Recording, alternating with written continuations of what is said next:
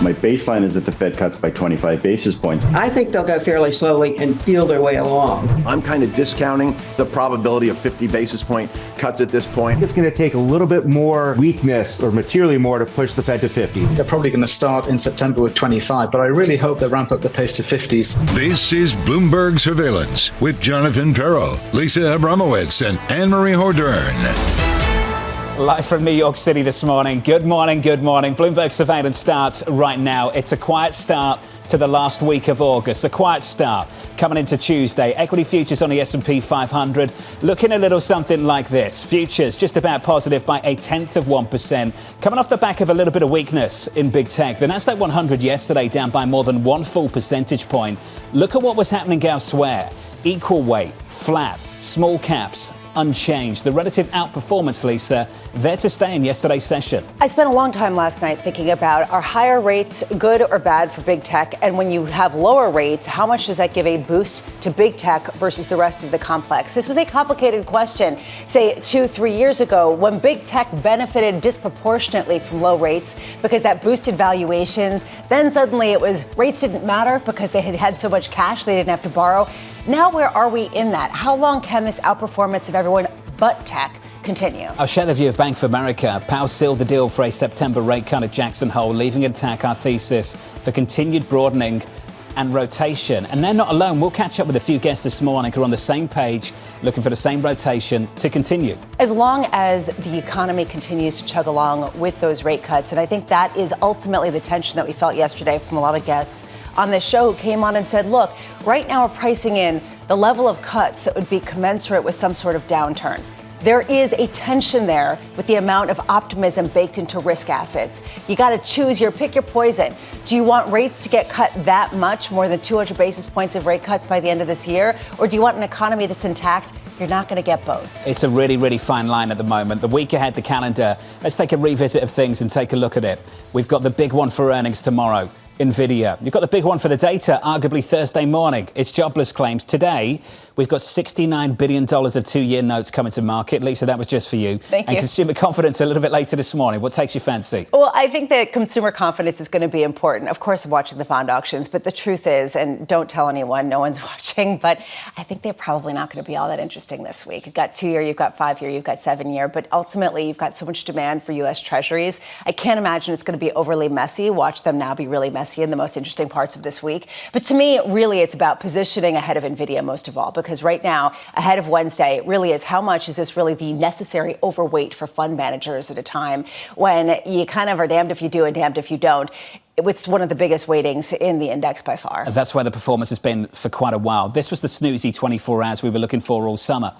And then it never came. We just want more of this, don't we? Into the Labor Day weekend. We'll see if we get it. Equity futures on the S&P then just about positive by 0.1%. If you are just joining us, welcome to the programme. Yields are higher by a couple of basis points, 383.49. The euro showing just a touch of strength, 111.69 on euro dollar. Coming up this hour, we'll catch up with Chris Marangi of Gabelli Funds on why he sees continued rotation away from mega cap tech. Ed Mills of Raymond James as Trump and Harris once again debate the next debate. And Kit Juckes of SocGen on what a labour market slowdown means for the US dollar. We begin with our top story. Stocks taking a breather ahead of Nvidia earnings tomorrow. Chris Marangi of Gabelli Funds writing the following. We expect continued rotation from mega cap tech to small caps based on relative valuations and the prospect of lower rates. Chris joins us for more. Chris, good morning to you. Good morning. Traditionally, back in the old days, 10 years ago, we'd say low rates, low growth, buy growth. Why is it different this time?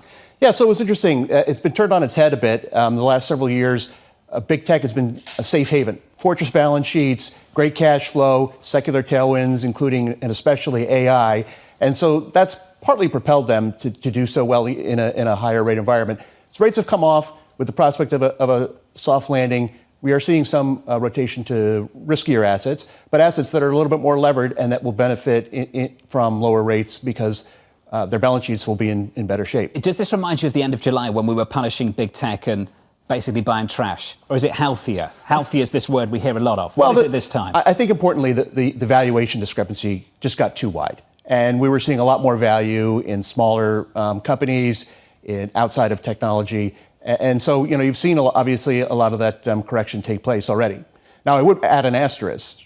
because there's always an asterisk, which is that as we head into the election and volatility increases, you could see a move back to big tech in the short term as safe haven trades. So the sleepy week that everyone's been looking for August, how much signal and how much noise are we actually getting? Peter Scheer was on yesterday and he was talking about the incredible volatility of the lack of liquidity of this moment and how the market's getting jerked around by some of these options trading and some of the other sort of dynamics in markets. Are you doing anything during this week? Is this a good time to take advantage? I think it is a lot of noise. Look, you look at the charts since the beginning of July and not much has changed. A lot has changed in the market, but not much has changed really in the economy and ultimately in the market. We're back to almost where we started. So, I think it's just there are a lot of externalities. We're focused on, obviously, longer term growth. We are focused on policy differentials in the election, and that does matter, however. So based on the longer term not changing and the short term seeing some volatility, it seems like actually a really good time to be looking for certain opportunities. If you have a certain thesis and there's certain discounts or dislocations, maybe it's a time to kind of get in.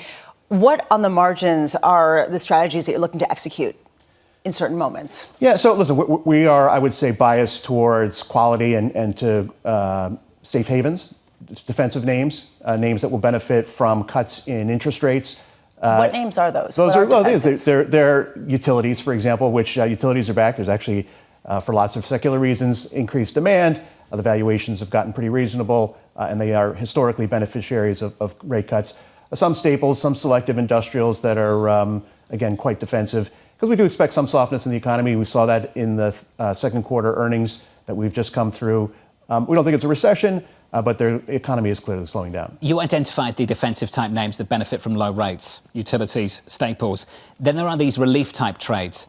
I use the word trash. We can be a little bit more diplomatic. What's been happening with regional banks? The rally we've seen in the smaller financial names. Can you get behind some of that? It's a little harder. So obviously, we saw a big short squeeze last week in some of the smaller banks in particular.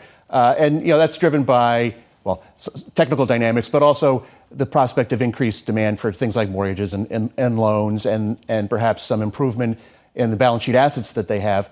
I think there's still a lot of trash out there. So I think you've got to be very selective when you're looking at those companies. I know you won't give us a list of names that ultimately you think are trash. Can you describe them for our audience? Can you go through the kind of companies that you really don't want to own?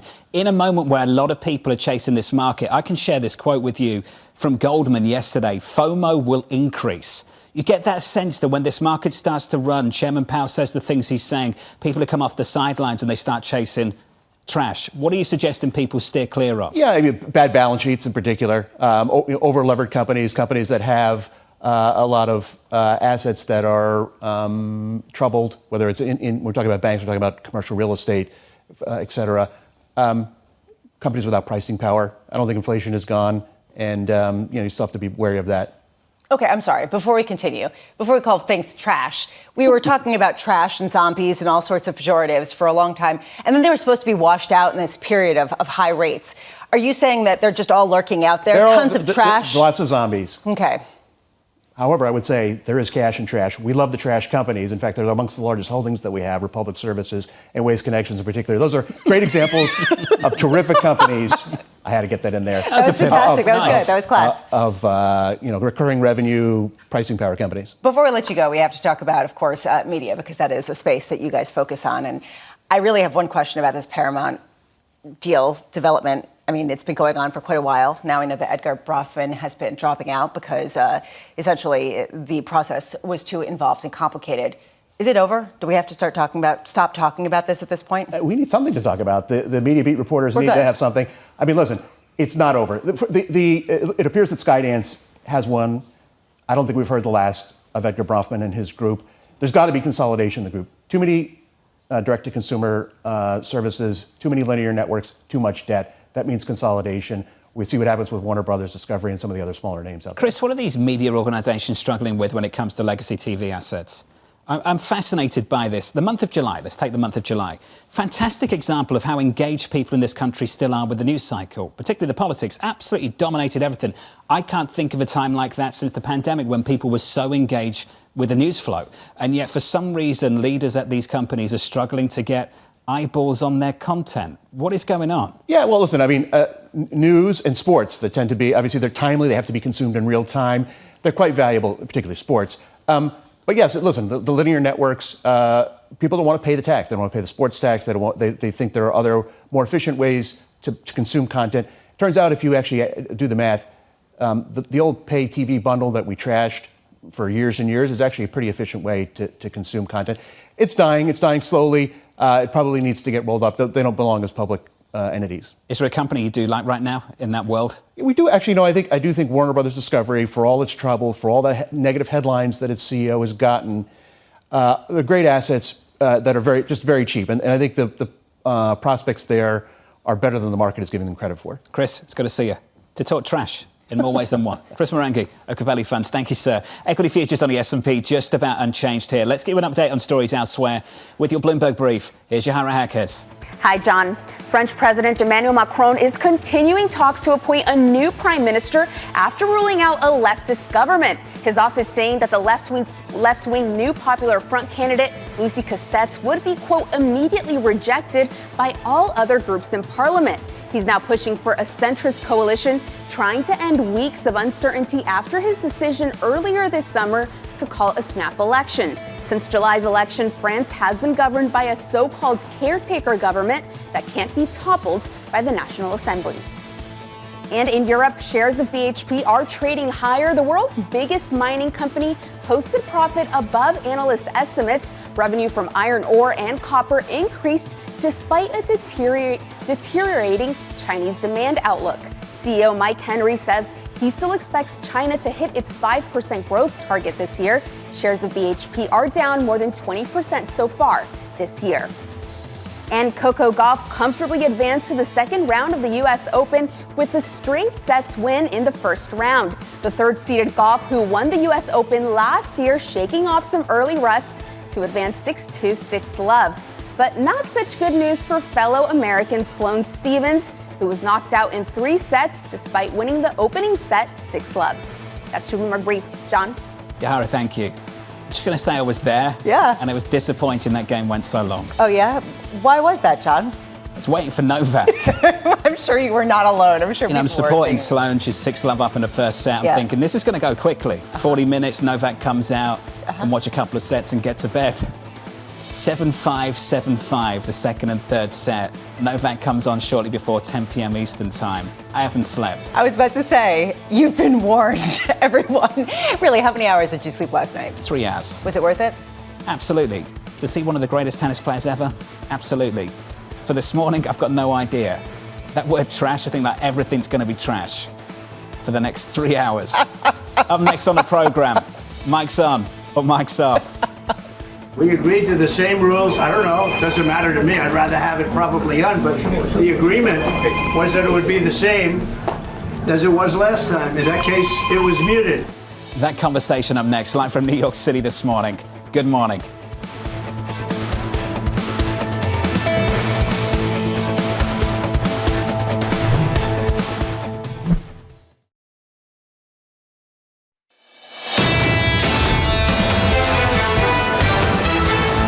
Stocks negative yesterday, just turning negative again this morning. We're down by 0.05%, no real drama here. In the bond market, yields a little bit higher, up by 2 basis points, 383.68. Under surveillance this morning, mic's on or mic's off. We agreed to the same rules. I don't know. It doesn't matter to me. I'd rather have it probably on. But the agreement was that it would be the same as it was last time. In that case, it was muted. I didn't like it the last time, but it worked out fine. So here's the latest. The Trump and Harris campaign sparring over the rules for the September 10th presidential debate. Harris's team wanted the candidates' mics on throughout the debate. Trump's team demanding the same rules as an earlier debate against President Biden when mics were muted while the other candidates spoke. Ed Mills of Raymond James with this to say on the race. If Harris continues her momentum, we will increasingly need to discuss the probability of a Democratic sweep, which is not priced into the market. Ed, we'll get to that punchline in just a moment. I'd just love your views on the presidential debate, first of all. You have to remember that this was about keeping the former president quiet on the debate stage. And then what we all witnessed at the end of June was basically that became an asset for him, protected him from his worst instincts. And it's clear that the Trump campaign want the same thing again. Ed, is this just sort of like going over the finer details, or do you really think there's an obstacle to making this debate happen on September 10th? John, there's a debate out there on whether or not Donald Trump wants to show up to this debate. And when we start arguing over the details, it raises the question even more. To your point, as it relates to mics on versus mics off, it was something that the Biden campaign pushed for because they wanted to make sure that President Biden was able to get across all of his points. However, it was something that was clearly helpful for former President Trump during that debate.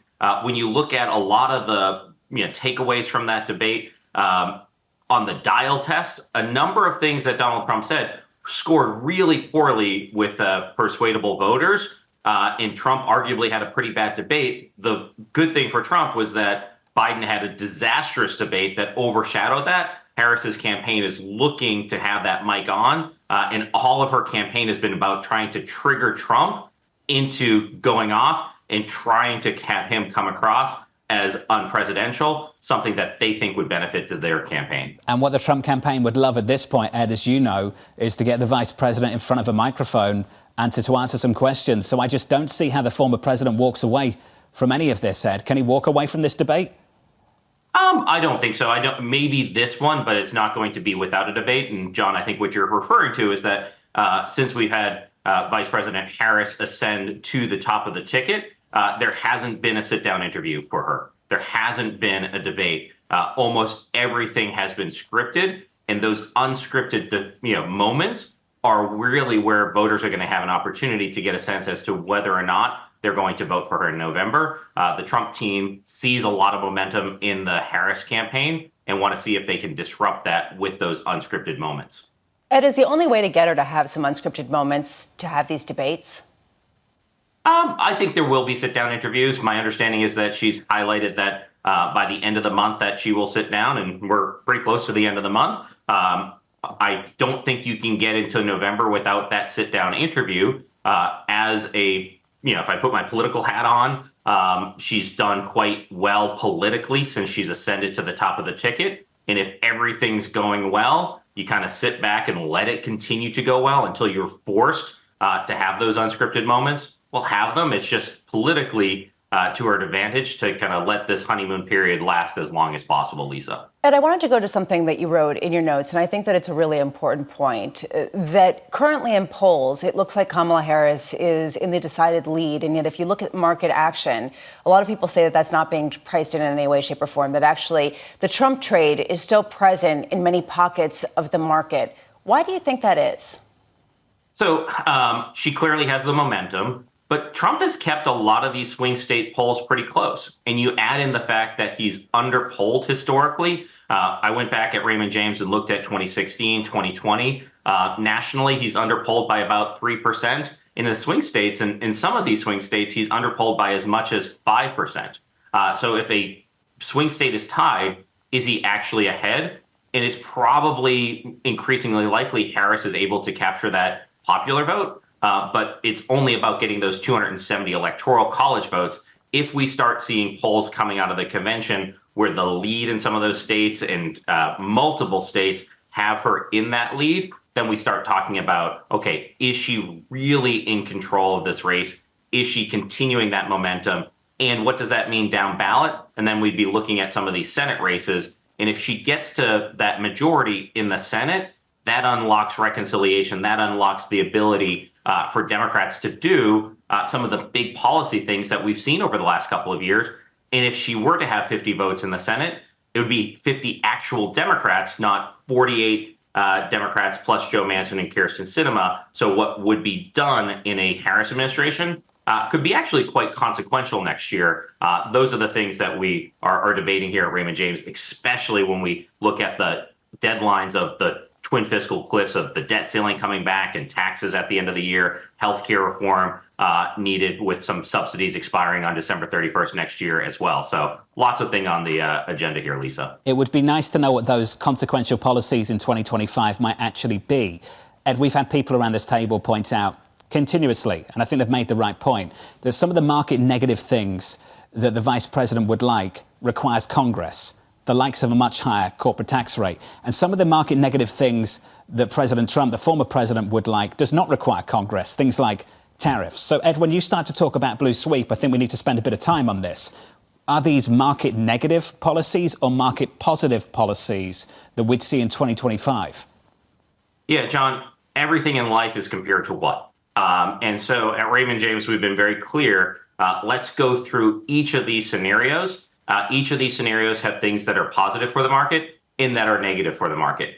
You highlighted the tariff policies that former President Trump wants to put in place, 10% around the world, 60% on China.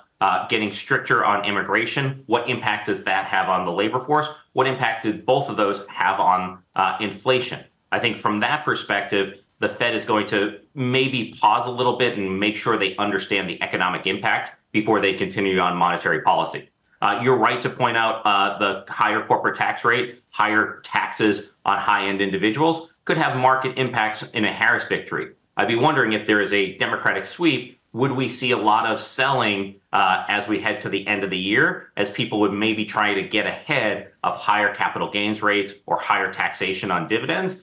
These are all things that we know what the possible impacts would be, but we need to know the outcome of the election. So I wouldn't be surprised that we have some weakness heading into the election, only to see kind of that certainty reverse and kind of picking those winners and losers pretty immediately after the election here, John. So paying attention to kind of each of these policies is really important.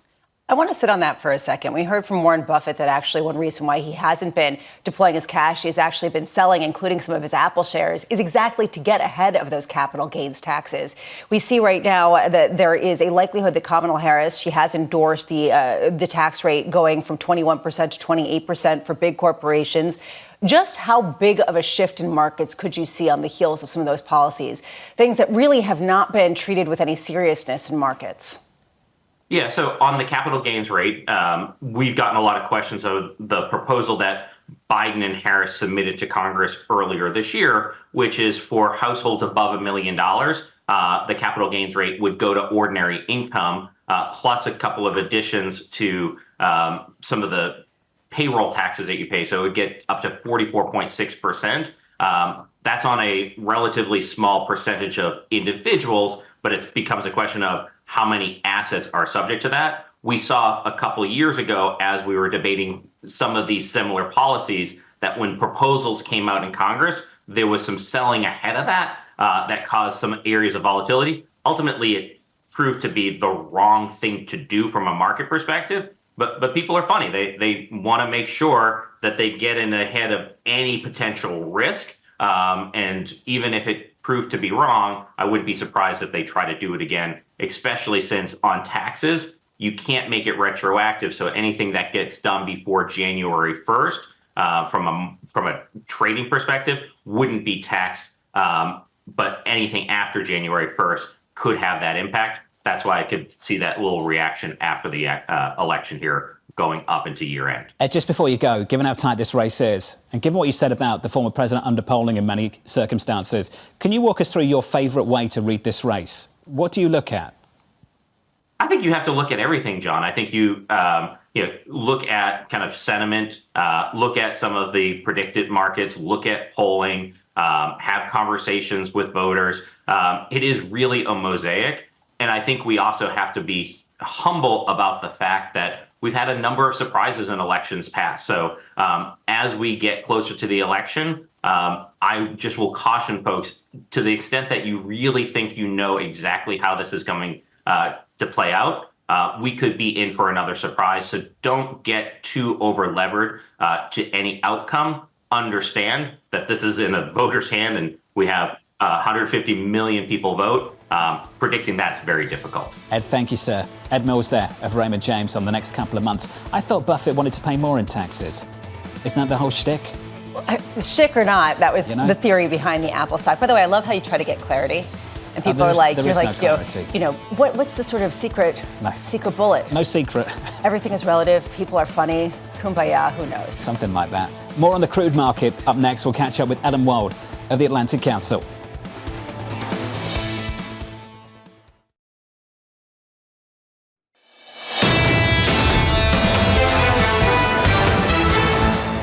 Equity Equities on the S&P 500 just about negative. We're down by 0.06%. The pullback yesterday, a little bit more dramatic on the Nasdaq side of things. The Nasdaq 100 down by more than 1 full percentage point. The leadership we saw, though, last week, particularly the end of last week, just continued into yesterday's session. Now, Lisa, people throw around this word healthy.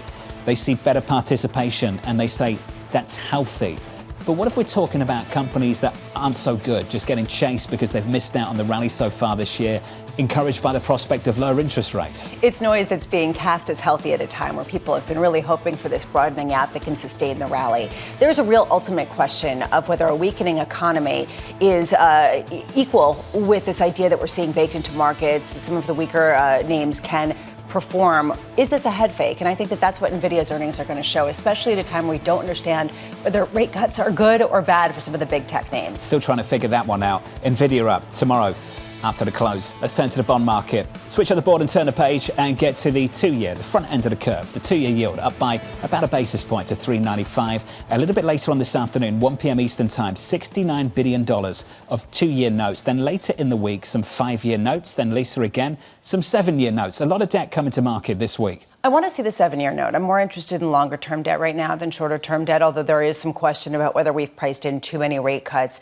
Longer term, at what point do people start looking at not only the deficit and all of those concerns, but also the idea that if the Fed is trying to get ahead of weakness, to cut rates sooner, does that mean that they actually have less capacity to cut rates as significantly as people think longer term, just simply because they are going to keep the economy afloat and potentially even some of those inflationary pressures? And that's what we heard yesterday from the Richmond Fed president in an Odd Lots podcast. I am very curious about this. Tom Barkin was talking about this, the reinflation types of concerns that could come back. I mentioned that word FOMO earlier on this morning. We'll catch up with Phil Camporeale of JP Morgan later on, about 8 a.m. Eastern time, so 90 minutes from now. Overweight US stocks, overweight EM, overweight Japan, overweight high yield credit, underweight core US bonds. How many people are in that boat right now, where they're chasing this equity market? To be clear, Phil's been bullish for quite a while. This is a market he's been participating in. But a lot of more people want to sort of jump on that train and chase things into year end after what we heard from Chairman Powell on Friday. Well, this goes to the point of, if you have all this money in money markets, does it just go into bonds or does it go into everything as you start to move out the curve or you start to go away from, say, core money market funds to try to get yield? It's a good question. It seems like there's a tension even within the same shops. It seems like get Phil Camporeale and Bob Michael in the same room, they might have a different opinion. But I do think longer term, this really is the ultimate tension. Can you get the good kind of rate cuts that are as deep as this market is expecting? They're big places. We welcome different views. Of course we do. Let's turn to the FX market. The dollar, DXY, 5 weeks of dollar weakness coming into this week. The longest weekly losing streak of the year so far. The euro going nowhere at 111.62. The dollar against the Japanese yen up by about 0.2%, Lisa, just short of 145. This is actually what I'm watching more than anything. This is actually one of the biggest risks that I keep hearing about heading into September, which is dollar weakness and protracted dollar weakness, given how much people were sort of overweighted to the dollar over the past 12 months. How much does that start to reverse as people price in some of these rate cuts, especially as you see maybe signs of strength elsewhere? But to me, that's what you hear these stories about: money that's being, sold out of China, and the yuan appreciation of 10%, and what's going on with the Bank of Japan. Either way, it's just how much is this market coiled with that being a potentially disruptive trade? Which economy would you like to own? The one where they're cutting interest rates and the economy looks really bad, or the one where we're cutting interest rates and, for now at least, unemployment's still around 4%, inflation's coming back towards target, and things look okay for now? Are you throwing shots at Europe? Maybe a few shots at Europe. Look, even more specific, maybe a few shots at Germany. I know, okay. And a lot of people would agree with you, but it's all relative, as we just heard from Ed Mills, and people are funny. Also, we just heard from Ed Mills. And there is this question of whether we've already priced that weakness in, and whether we haven't sufficiently priced in the weakness that it seems like Fed officials may be seeing in the U.S. economy. And I think that that's sort of the existential question.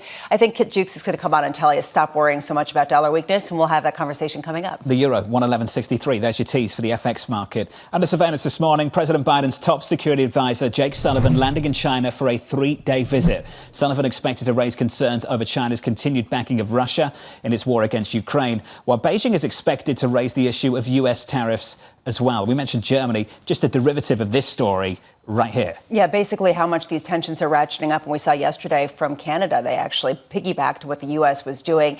I do wonder, and there was an interesting article in the Financial Times about how it's sort of which side, pick your poison, a Trump campaign or a Harris campaign for the Chinese government, which is worse, and how are those tariffs going to evolve? I think it's a legitimate question. I don't know the answer, but this is a bipartisan kind of effort. And I'm curious why this is coming now. What is Jake Sullivan going to be talking about with the Chinese authorities at a time where he may not be even relevant in, say, 6 months' time? Yeah, how much leverage do they have, given what's about to take place in this country in early November? Let's talk about Apple, set to announce the new iPhone 16 on September 9th.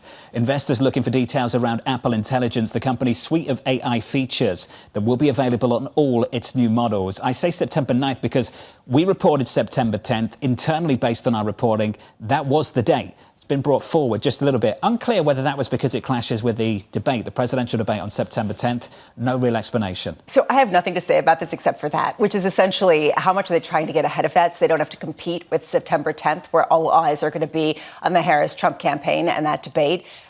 You know, I don't really know the answer, but that was the first thing I thought when I read this. Smart. They want as much buzz as they possibly can. Rather than do it September 11th, they're going to do it on September 9th to get ahead of that, given that there isn't that much oxygen in the room left. I've got lots of things to say about Luca Maestri. We could do that a little bit later. The CFO stepping down to a smaller role, being replaced. What a run. 10 years. Yeah, but he's still going to be there, right? I mean, this is sort of a shepherding in of the new guard while he's still going to be there. He's some 60 years old. I imagine he probably wants to spend more time actually enjoying the amount of money that he's made. And I'm assuming that that's part of the reason why, as they try to pave the path to a new guard, they've done this in a couple of different roles.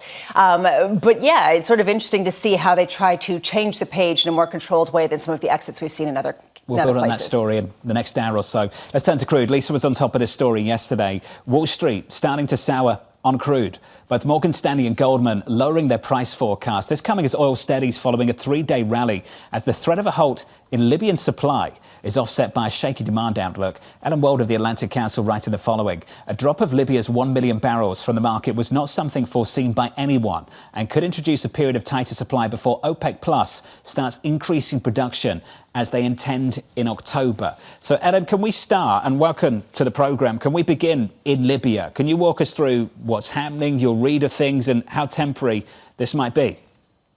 Yeah, this is a really interesting situation that is developing. The government in Libya seems to just have ordered a complete stoppage of oil production and oil exports for reasons that we're not entirely sure of right now. I think that more will probably emerge as the situation develops.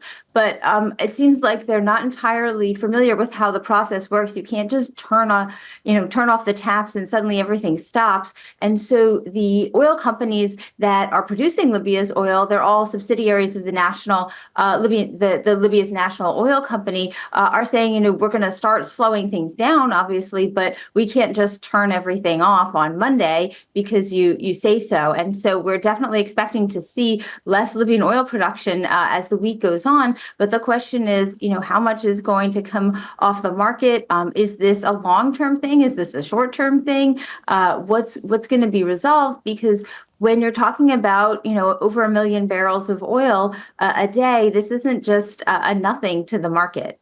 Brent crude has risen 7% over the previous 3 trading sessions, which is the sharpest rise going back to April of 2023. And this comes at a time where there are real questions about the OPEC Plus reaction function, how much they want to keep prices where they are to pressure, say, the shale patch to get a competitive advantage in the face of a lot of production in the United States. How much is the swing factor here? Is this essentially this disruption or potential disruption in Libyan oil production and output only going to push OPEC Plus to increase production of its own?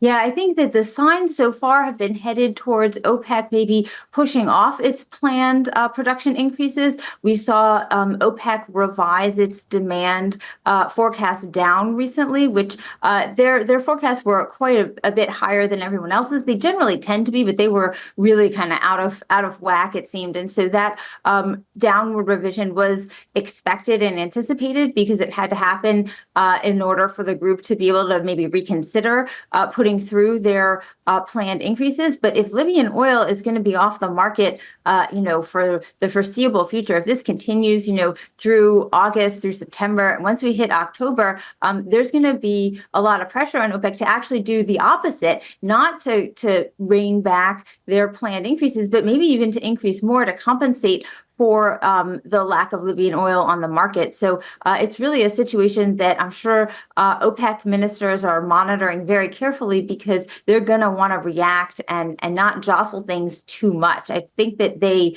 definitely like prices pushing the $80 mark, but at the same time, they don't want to see, prices in October soaring, too much, I think, over 85 or 90, because that's also not so good for them. Ellen, when you take a step back, there's a real question of what are we missing? No one was really putting Libya on their bingo card, not that many people, when they were talking about what could potentially cause oil prices to surge. They were talking about Israel, Hezbollah, Iran. They were talking about what's going on with Russia and Ukraine.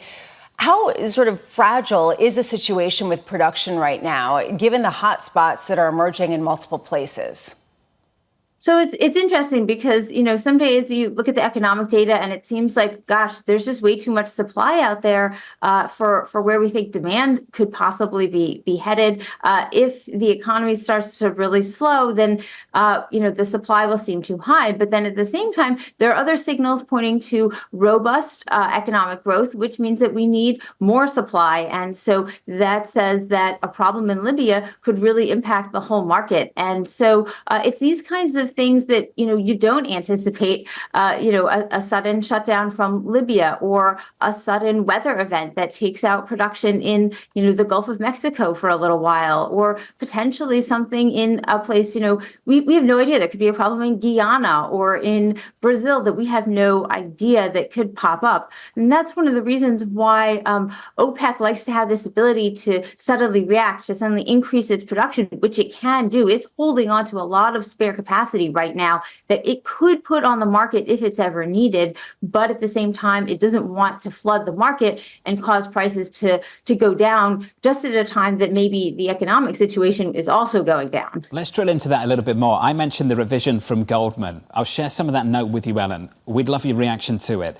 We reduced our range for Brent prices by $5 a barrel to 70 to 85. The 25 average Brent forecast is now 77 versus 82 previously. They say that reflects upside surprises to OECD inventories. And here's the quote that jumped out for me. We still assume that OPEC will raise production in Q4 as the market is potentially shifting from an equilibrium where OPEC supports spot balances and reduces volatility to a more long-run equilibrium, which they say will be focused on strategically disciplining non-OPEC supply and supporting cohesion.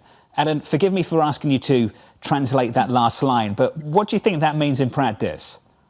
Yeah, I think that's some interesting language. Disciplining non-OPEC supply is a way of saying we want to keep you in line by keeping prices not too high so that you can't expand your production. In other words, we're going to treat non-OPEC supply as though it is an OPEC plus supply, and we're just going to use a different method of pressure. I think that's pretty intense. I do think, though, that they have to understand that the non-OPEC supply right now is not the same market, it's not the same industry as it was in 2015, 2016, 2017. This is a whole different game in the Permian now. There has been an absolute ton of consolidation, and big consolidation. We're talking about many, many fewer producers. This is not the kind of market where it's produce or die. It's produce at all costs. It used to be produce and produce even if you were not even making even, just because you had to keep up with payroll. That's not the case here. We've got increased well productivity. We've got much larger corporations running the show here. And I think they're going to find it much more difficult to discipline non-OPEC production if they're really talking about the Permian than they think. Do you think they are talking about the Permian, though? Or do you think they're talking about places like Guyana? Well, I think that the problem with places like Guyana is that, those are much longer term, larger projects that have been in the works for a long time, and they can't just turn that on and off. These are things that have been well forecast, well played out. They know exactly how much is coming online at every given time. Whereas in the Permian, it's still more of the short term wells. The wells are still more short term, and so there is a lot more flexibility there to reduce production than in a place like Guyana, where the projects have been, they're very long term, big projects. They can't just be turned off. Got it. Adam, thank you. As always, one of the best. Adam Wald there at the Atlantic Council. The latest on crude. Crude this morning down by about 0.6%. Brent, just a break of 81. Let's give an update on stories elsewhere with your Bloomberg Brief. Here's Yahara Hackers. Hi, John. Meta CEO Mark Zuckerberg alleged that the Biden administration pressured Facebook to censor COVID-19 content in 2021 during the pandemic. Zuckerberg made the admission in a letter to the House Judiciary Committee and said the content included humor and satire. Looking back, Zuckerberg said, quote, "I believe the government pressure was wrong, and I regret that we were not more outspoken about it." Meanwhile, shares of Paramount are trading lower, more than 4% in the pre-market after Edgar Bronfman Jr. announced he was dropping out of the bidding war for the company. Bronfman submitted a $6 billion proposal for the entertainment company last week, challenging an earlier offer from Skydance Media. Sources say Skydance accused Paramount of breaching the terms of their merger agreement by continuing to engage with another suitor. And the first ever private spacewalk will have to wait. SpaceX has scrubbed this morning's scheduled launch of Polaris Dawn due to a ground-side helium leak. One of the 4 civilian astronauts is billionaire Jared Isaacman, who's flown with SpaceX before and provided the funds for this mission. Isaacman and SpaceX engineer Sarah Gillis are planning to step outside the spacecraft on the 3rd day of the flight and both perform a spacewalk. The next launch window for Polaris Dawn is no earlier than tomorrow. That's your Bloomberg Brief. John? Yahara, thank you. Can we keep those pictures up? Getting a style review in real time from Bramo. You love this, don't you? Well, I spent a little bit too much time focusing on those custom-made spacesuits that are much easier for them to get on in zero gravity. And they can plug in to oxygen. They look like they're more malleable. They like the basic essentials. I'm with you. I think they look pretty awesome. It looks very cool. Yeah, that's looks very cool. Well, thanks for that. Up next on the program, avoiding an injury. We don't want to get ourselves into a situation where we're keeping policy highly restrictive into a slowing economy. That's a recipe, if you will, for over-tightening and injuring the labor market and growth. That's next. You're watching Bloomberg TV.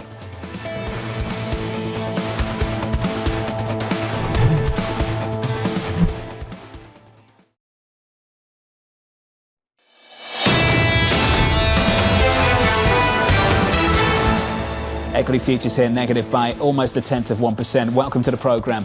If you are just joining us, in the bond market, yields creeping a little bit higher, up 3 basis points. The 10-year 384.63. Under surveillance this morning, avoiding an injury.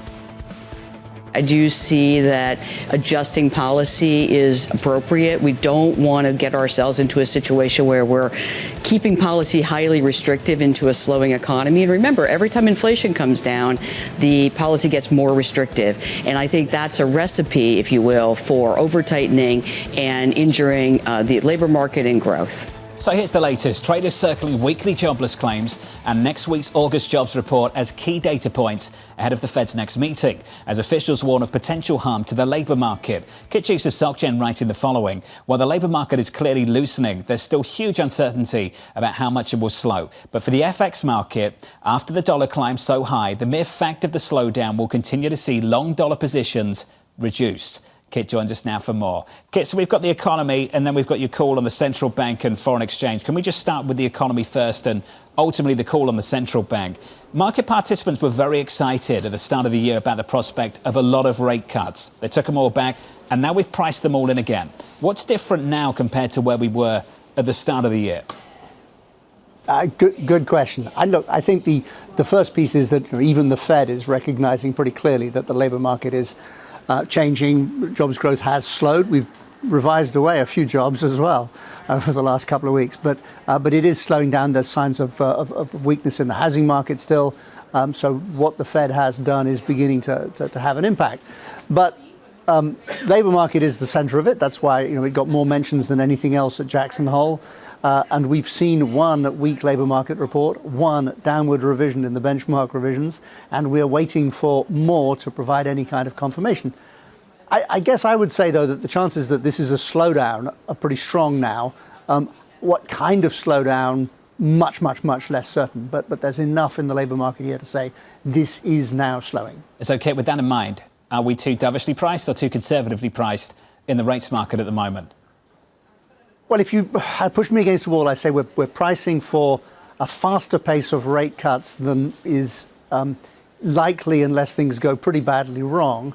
But the destination, which is looking at an eventual fall into 3%, or somewhere near 3% in rates, that's not an excessive fall.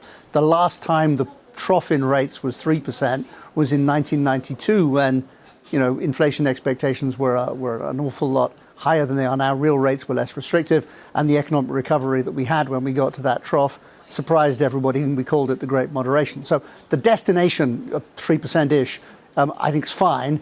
The idea that we get as many rate cuts between now and the beginning of next year as are priced in, that the data need to be pretty awful. Kit, I was wondering whether this was going to be sort of the dramatic salvos that could be heard across Wall Street during the fall, given the fact that so many people for most of this year had been so overweight the dollar. How offsides will this market be when it starts to adapt to the idea of the rate cuts that the market is pricing in? If we should get the kind of cuts that currently are being represented in Fed funds futures, how much dollar weakness could we end up seeing? Well, a fair bit. I mean, that's my concern. There's a piece about the Chinese yuan that was the most read story on your terminal overnight, citing Stephen Chen, who talked about an avalanche of money. But I've been struck for years that the two big dollar rallies, the really big one in the 80s that ended in 85, and then the big one in the 90s that ended in 2001, both of them were completely reversed. The first without any kind of recession, the second with a very mild recession. And there is this sense that we've seen, not just carry trades, but foreign investors buying U.S. equities, foreign investors buying U.S. bonds, everybody buying American everything for years now. And that if people start taking those trades off, bringing that money home, whatever it is they're doing with it, because they're a bit spooked, that you can have an outsized correction on the other side over the course of the next few years. And I, for one, definitely never saw either how much the dollar was going to go up into 85 or how much it would fall, and was continually perplexed by how strong it got, and then how much it fell in between 95 and 2004. So I'll be surprised again if the dollar goes all the way back, but I'm beginning to understand how it happens. And it's this, if you like, it's this avalanche, to use the term from the Bloomberg story, but of just money going home because it's had a great time being in America, but the holidays are over. Kit, the holidays are over, but are they really beginning at other places? I hear John Farrow's voice in my head. Where do you want to go? Germany? Where do you want to go? China? I mean, there's this question. I mean, how much confidence is there in a lot of these companies, a lot of these investors, to go home from the holidays? And that's the really big challenge. In a sense, if I look at Japan and say, well, if dollar yen, purchasing power parity for dollar yen is now in the mid-90s. How far could that go on no money doing anything? That's a big current account surplus economy. If it doesn't want to ship money to the States, the yen will appreciate an enormous amount. I can't imagine euro dollar going miles. I think, let's put it this way, that I am almost certain in my mind that we're going to see another cyclical lower high for the euro after a series of them since 2008. So we did 160, we did 140, we did 127, then we did 123. I don't think we're getting close to 123 in this cycle. But I do look at history and say, once a stone starts gathering momentum, it goes down. Or put it another way, what are the conditions for an avalanche? A lot of snow at the top of a mountain and a catalyst. Where does the snow go? Down. It's not asking how attractive it is at the bottom of the valley. It's just going. And there's a bit of that in this. Okay, before you go, I've only got a few seconds left. I've got to know, did you call Stephen and ask him about that call? No, I haven't. I haven't. I've only got. This is my first day into work. I'm as close to his office as I could usefully be. in your studios in London, but I have not spoken to Stephen yet. OK, let me know what you tell him. Kit Juckes and Soc Jen, with a really interesting call that we wrote up from Stephen Chen. The two of them are friends, if anyone is wondering why I asked that question. Chinese companies may be enticed to sell a $1 trillion pile of dollar-denominated assets as the US cuts interest rates, a move which could strengthen the yuan by up to 10%, according to Stephen Chen. Yeah, and Stephen Chen was the one who coined the dollar smile. Yeah. So he's a very respected person in the FX market. But this is one of the fears. What are we missing in terms of how offsides this market is with respect to dollar strength into this type of cutting cycle? Massive call, just massive call. Coming up on this programme, the second hour of Bloomberg Surveillance with Sebastian Page of T. Rowe Price, Bloomberg's Mike Shepard, Matt Stucky of Northwestern Mutual, and Oliver Chen of TD Cowen from New York. This is Bloomberg.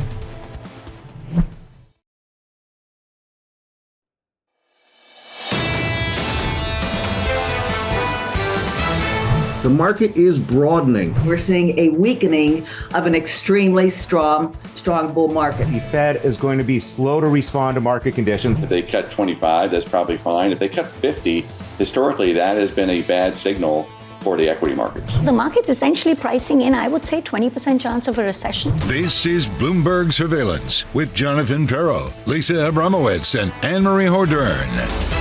The second hour of Bloomberg Surveillance starts right now with equity futures negative by 0.1%. We're a little bit softer across the board.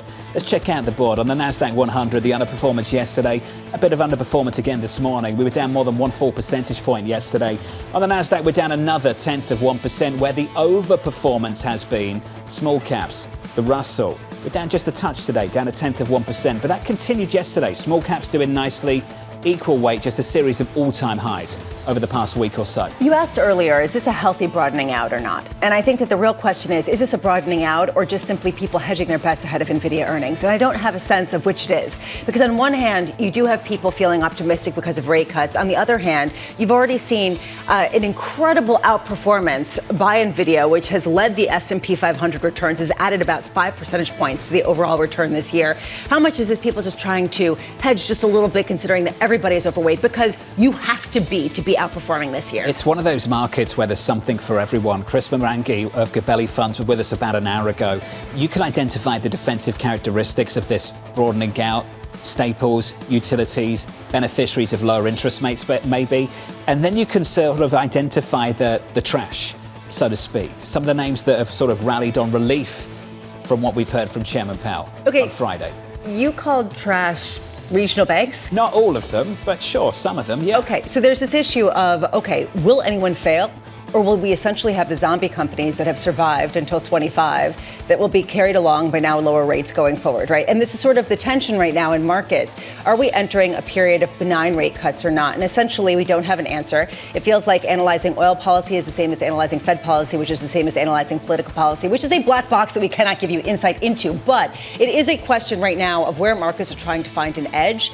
And right now, it seems like on the margins, using options to hedge NVIDIA seems to be the play that is rocking a very quiet market. We'll have a long conversation about how defensive NVIDIA actually is. Look out for that conversation in just a moment. I want to talk about the calendar just briefly. Wednesday, NVIDIA earnings, and for many, that's when the week really begins. On Wednesday, after the close, NVIDIA results. And then on Thursday morning, for all of the Fed speak out there, no one's going to adjust their Fed call on NVIDIA. Maybe they will, I don't know, but ultimately they probably shouldn't. This will come down to jobless claims on Thursday morning, 8:30 Eastern Time. How bad is this economy? And that ultimately is the real question at a time where we saw Mary Daly reiterate yesterday with Michael McKee what we heard from Jay Powell, which is further weakening in the labor market is not welcome. They do not welcome further cooling. So what is the threshold for them to move in a more significant way? How far ahead of this do we get? You know, there's a tension right now, and there are two camps of analysts. There was one saying that more than 200 basis points of rate cuts through the end of next year implies really significant weakening. And then there are other people who say actually the neutral rate is low enough that 200 basis points of rate cuts will just get us down closer to neutral, but will still be restrictive. It is unclear to me which camp is going to win out because, frankly, I still don't have a handle on just how much inflationary pressure is left in the system. And on the flip side, to jobless claims tomorrow, just how much weakness there is in a system where we haven't really seen it in the overall headline data. Our survey's still coming together. 233,000 is the estimate for jobless claims in the last week. The previous week, the number was 232. And over the last 3 weeks before this one, we've had these reads that are pretty contained. pretty contained. If you think about what spooked this market, unemployment going up just a little bit more and jobs coming in at 114. Now, 114 is not a terrible data point. We just got blessed by really, really big reads, which ultimately were revised a lot lower. So what is bad on September 6th? We keep going back to a question that might sound tedious, but I think we need to know the answer to that to sort of gauge what incoming information will do to this market in the weeks to come. And nobody really has a full answer on it. When you ask people, they hedge and haw, and they say it's the totality of data, and it's going to be the internals, and it's not necessarily going to be one aspect or one headline number. There is an existential fear that you can feel in a lot of these Fed speakers as they talk, which is it never happens in a linear fashion. You never see unemployment just gently tick up and then end at 4.5% from 4.3%. There is usually a significant asymptotic rise in just how quickly the unemployment rate can rise. So if that's the case, they want to get ahead of that. And any kind of weakening that is below in terms of the jobs created, what people were expecting, could be considered just one data point on that increase in unemployment that people are fearing. The change in the last 2 years has been amazing. We'd have people come on this program talking about a Federal Reserve concerned about its legacy. And when you think about policymakers in the risk management business and legacy, we mentioned this last week, they're concerned about what they don't want to be remembered by. Not what they do want to be remembered by, what they don't want to be remembered by. 2 years ago, they did not want to be remembered as the central bank that allowed inflation to get away from them in a repeat of what we saw in the 70s. 2 years later, you can feel the fear.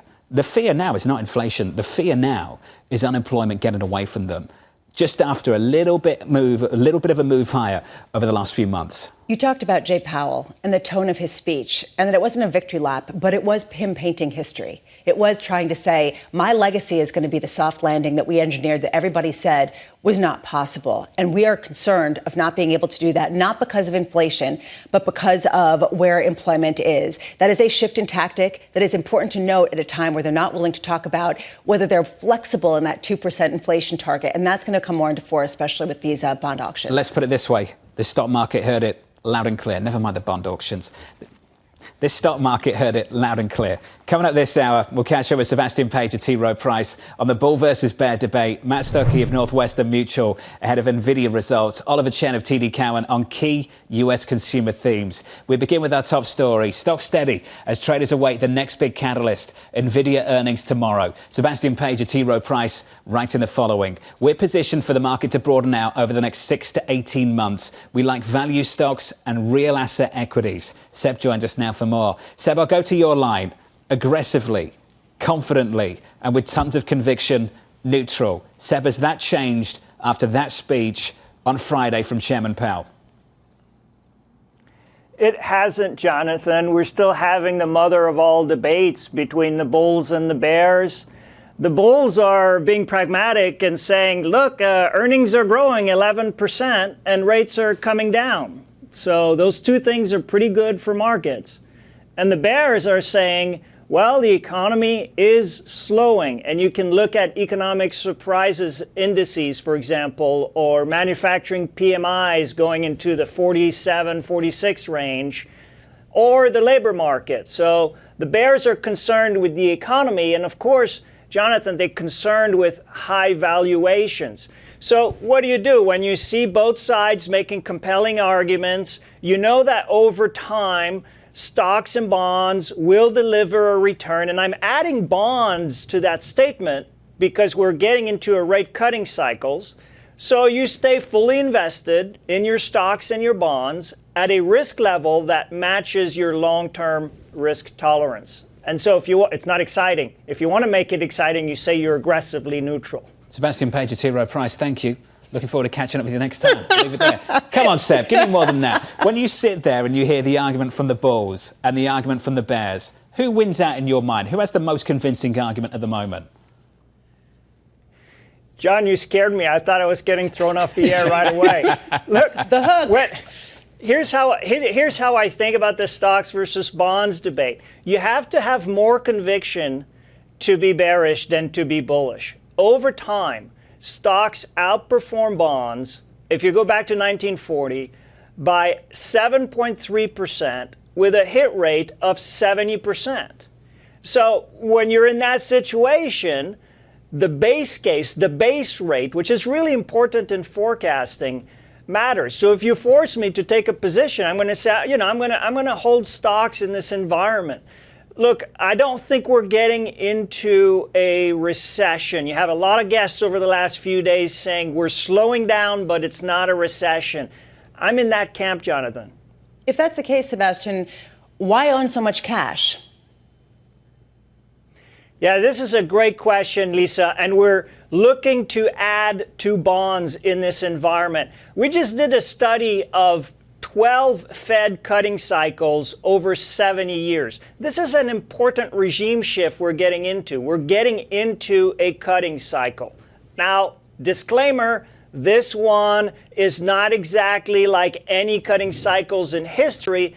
In particular, usually the Fed starts to cut when recession probabilities spike. And right now, consensus, they're at 25%. So it's a pretty good environment, nonetheless, for the Fed to cut.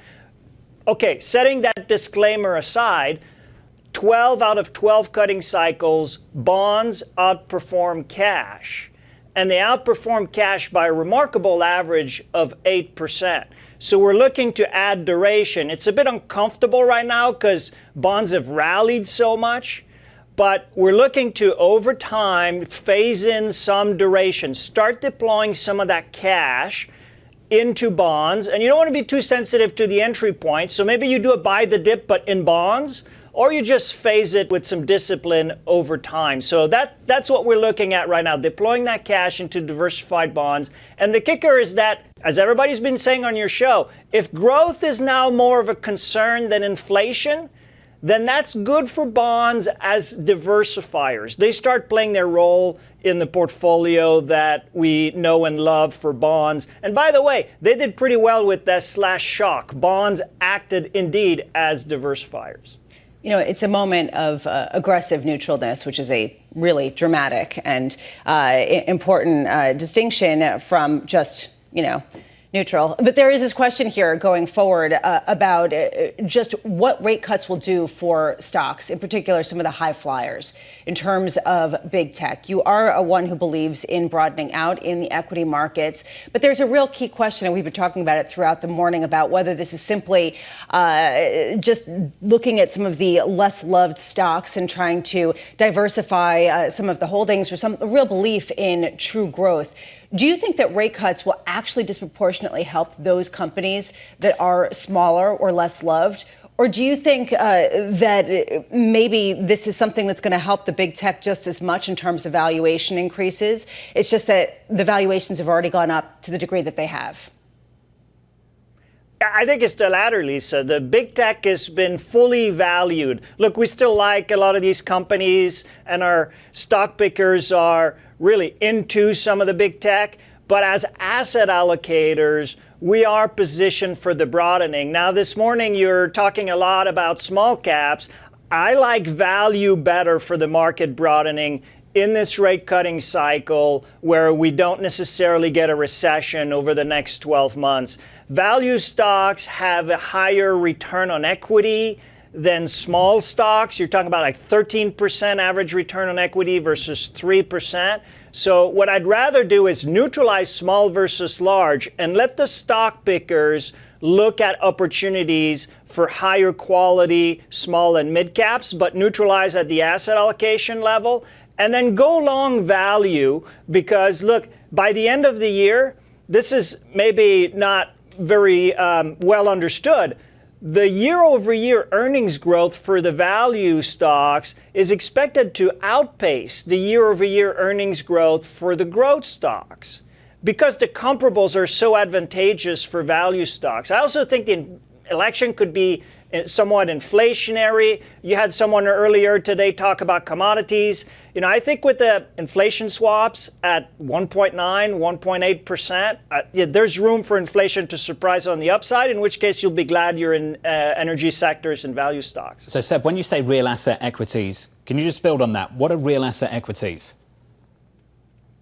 So that's a combination of energy stocks, of infrastructure, it's broadly diversified. It has also real estate and metals and commodities. So it's an inflation hedge. The reason why I like it more than tips, for example, it goes back to my earlier statement, like over time, stocks beat bonds, 70% of every rolling 12-month period. So I like to have stocks that have a highly levered response to unexpected inflation. Now you might say, look, inflation's coming down. Why would you be long real asset stocks? I like to be long real asset stocks because I think the market is just pricing in such a smooth decline and stabilization and inflation that there's a lot of room for surprises. I'm not saying we're going back to 5-6% inflation at all. I'm just saying I like that hedge because a lot can happen, especially in commodities markets. This was great. I'm pleased we took it a few questions longer. Let's catch up soon. Sebastian Page of T. Rowe Price. Sebastian, thank you. That last point got your attention, didn't it? Real asset equities? I'm just thinking, okay, on one hand, you don't think that inflation is going to be a problem, which is the reason why you're increasing your exposure to duration. On the other hand, you are trying to go into real assets as a hedge. It strikes me this morning, and I go back to this point. I wrote it down because it really kind of represented how I feel today. Analyzing oil policy is the same as analyzing Fed policy, which is the same as analyzing political policy, which is we don't know anything. And we just basically are shooting darts at a dartboard. And so how do you diversify? And that's increasingly the discussion that people are having. What is the best way to diversify investments to try to hedge against all the potential ramifications of which none we know? We talk all the time as if we're in the crystal ball business. What's the future? We're the risk management business. Correct. We all are. And that's what you heard from Seb there, right? Right. Basically, how do you sort of offset these risks while also not underperforming from a historical perspective? And it's a really wise way to look at it. And I like the risk management point because there are a lot of unknowns, especially at this moment. Equity futures on the S&P just about unchanged. Let's get you an update on stories elsewhere with your Bloomberg brief. Here's Yahara Hackers. Hi, John. National Security Advisor Jake Sullivan has arrived in Beijing. His three-day visit is his first to China as President Joe Biden's top national security aide. He plans to meet with Foreign Minister Wang Yi and raise concerns over China's support for Russia in the Ukraine war, plus Taiwan and the South China Sea. While China is likely to bring up Taiwan as well, along with U.S. tariffs and efforts to cut China off from advanced technology. Apple has sent out invitations for a product launch event on September 9th, where it's expected to announce details of the iPhone 16. The theme of the event, It's Glow Time, is a reference to the interface used by the new Siri digital assistant. Meanwhile, Apple says longtime CFO Luca Maestri will step down at the end of the year as part of a planned succession. He will hand the role to his top deputy, Kevin Perek. And Eli Lilly is selling its blockbuster weight loss drug Zepbound to patients at about half of the cost of its widely popular shots. Patients with a prescription can purchase a month's supply of single-use vials through Lilly's direct-to-consumer site starting today for as little as $399 a month. A higher dose is going for $549 a month. The move is part of Lilly's all-hands-on-deck effort to expand access and ramp up supply of Zepbound and a similar drug for diabetes amid widespread shortages. That's your Bloomberg Brief. John? Yahara, thank you. More from Yahara in about 30 minutes' time. More for real news. Some real news. Oasis back together. Back together. Liam Gallagher out on X 3 hours ago. The guns have fallen silent, Bramo. The stars have aligned. The great wait is over. Come see. It will not be televised. Summer tour next year. I can just imagine. You in? Yeah, I think so. I think that I also need about 3 hours of sleep to come in one day and feel really up to talking about I'll tell you a a story. scintillating market. It's a good one. We've got a couple of minutes, all right? TK comes to me one day. We're doing the radio show together. This is years ago. And they say we can play music going out to commercial breaks. So I'm like, cool, great. Yeah. So I picked some tracks from that album that came out 30 years ago. Yeah. What's the Story, Morning Glory, all right? I never hear them. Why? TK comes back into work and gets my takes of Oasis that we're using to bump into commercial breaks and gets them erased off the system to make sure they're never played. Hates Why? the band, can't stand the band. Why? Wouldn't play my music. Coming up next. Wanted like 70s rock. Coming next, Tom Keane on why he doesn't like Oasis, So we went why into he a room, hates we had quality. a big fight over it, and that was it. The end of music, going to commercial breaks. We couldn't do it anymore. That's absolutely hilarious. Got them erased No off more the joy. system. No more joy. Disagreements? TK banning The end. joy on radio. Up next on the programme, managing US-China relations. There is no question that the Trump administration started with tariffs, and the tariffs under Biden are higher and more exhaustive now than they were under Donald Trump. I don't see any scenario where any of these tariffs come off once they get put on. That conversation up next from New York. This is Bloomberg.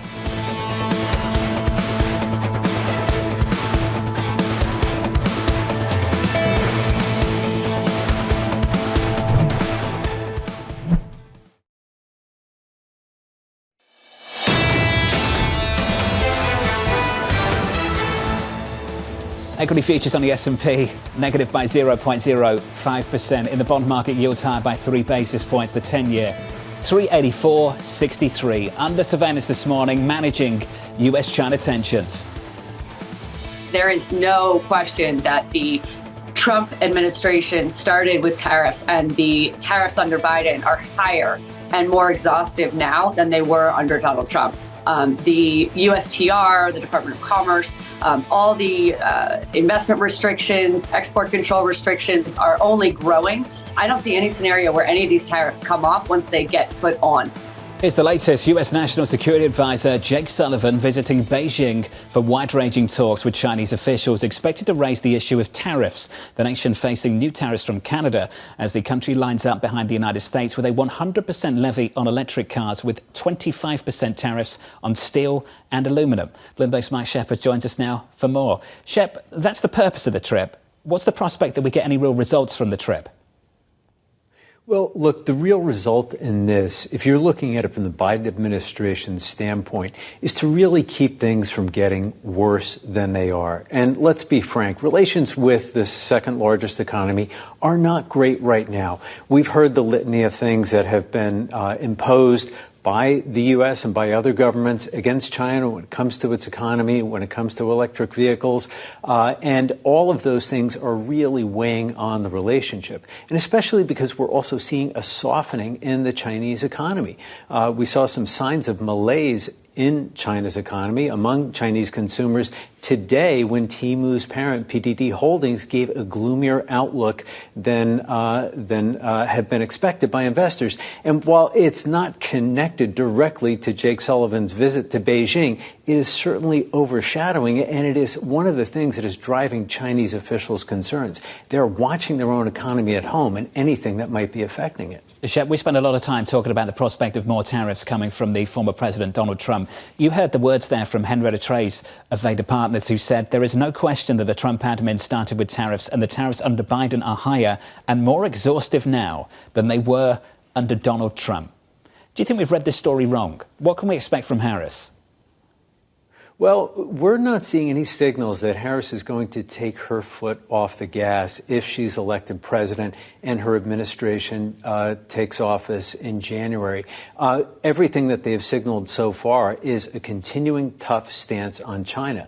Now, what they are looking for from China is certain benchmarks in terms of how their economy is behaving. One of the biggest concerns, for example, is with electric vehicles, and this is one that's shared by other allied governments, from the European Union to Prime Minister Justin Trudeau's government in Canada, is that China has been supporting unfairly its domestic electric vehicle industry to an extent that it puts manufacturers in other countries at a disadvantage. And this is something that Harris has been emphasizing, the Biden administration has been emphasizing, so we should not be looking for any change to that, nor to the regime of export controls that the Biden administration has been imposing on a wide range of advanced technologies, especially those that are used to produce semiconductors. And that is something that we can look to continue. Mike, just quickly, I've got a minute here. What's the real reason that Jake Sullivan's going now? I mean, the timing is a little bit strange to be talking about this ahead of the election amid a number of hot wars. Is it really about the tariffs, or is there another agenda? Well, really, the goal is to make sure that relations are locked in and stable as we head into this election. They want to make sure that this relationship that the U.S. has tried to forge, staying tough on China while also staying engaged, doesn't get any worse, and that they're able to lock that in so that it lasts and it withstands whatever happens in the election in November. Shep, appreciate your time, sir. Mike Shepard there out of D.C. on the latest between the United States and China. You asked that question because you've got something in mind. What do you think it is? I just wonder, what kind of clout does Jake Sullivan bring under Biden right now, given the fact that Biden is not running again? So what is the goal of this? Is it really going to be to try to pressure Russia with respect to Russia and Ukraine? What Mike said there I thought was really important, which is essentially they don't want any surprises ahead of the election. They don't want anything to derail what could potentially come down the pike ahead of that key November day. There's a few reasons you use tariffs. One is just lack of reciprocity. That was the beginning of all of this. Another is national security. You've heard that repeatedly. The other would be leverage.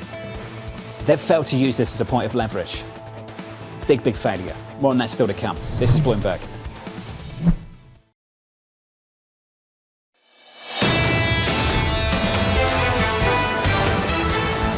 Live from New York, welcome to the program. Stocks on the S&P 500 shaping up as follows. We look a little something like this, slightly softer by 0.04%. The Nasdaq 100 got hit hard yesterday, down by more than 1 full percentage point. And the outperformance, we've mentioned this a few times already this morning, on the Russell, on the small caps, just about unchanged yesterday at the close. And Lisa, this morning, just about unchanged as well. Yeah, here's a question that I have, and we've been talking about this all morning, and I'm really excited to speak to our next guest because he's got an interesting insight into this. But essentially, how much is the outperformance of everything other than big tech just simply the fact that it has a lot more to catch up? The idea that if you own NVIDIA, congratulations. If you are underweight them, you are lagging behind by probably more than 400 basis points the S&P 500 target. So that really is the dynamic that's underpinning maybe some of what we've seen over the past couple of weeks. You've got some catching up to do into year end. That's the equity story.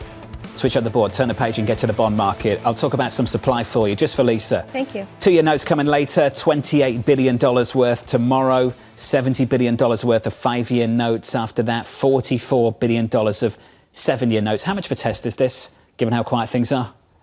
I mean, do you want the real answer or do you want the exciting answer? I don't want the Bramo exciting answer. I want the real answer. Okay, well, look, the 2-year I'm not that excited about. I'm going to be honest. 1 p.m. is probably going to be pretty solid. Watch it now be really exciting. 5-year, maybe a little bit more so. I'm curious whether people start to move away from that because it's been an overweight for a lot of people. We heard that from Mike Collins yesterday.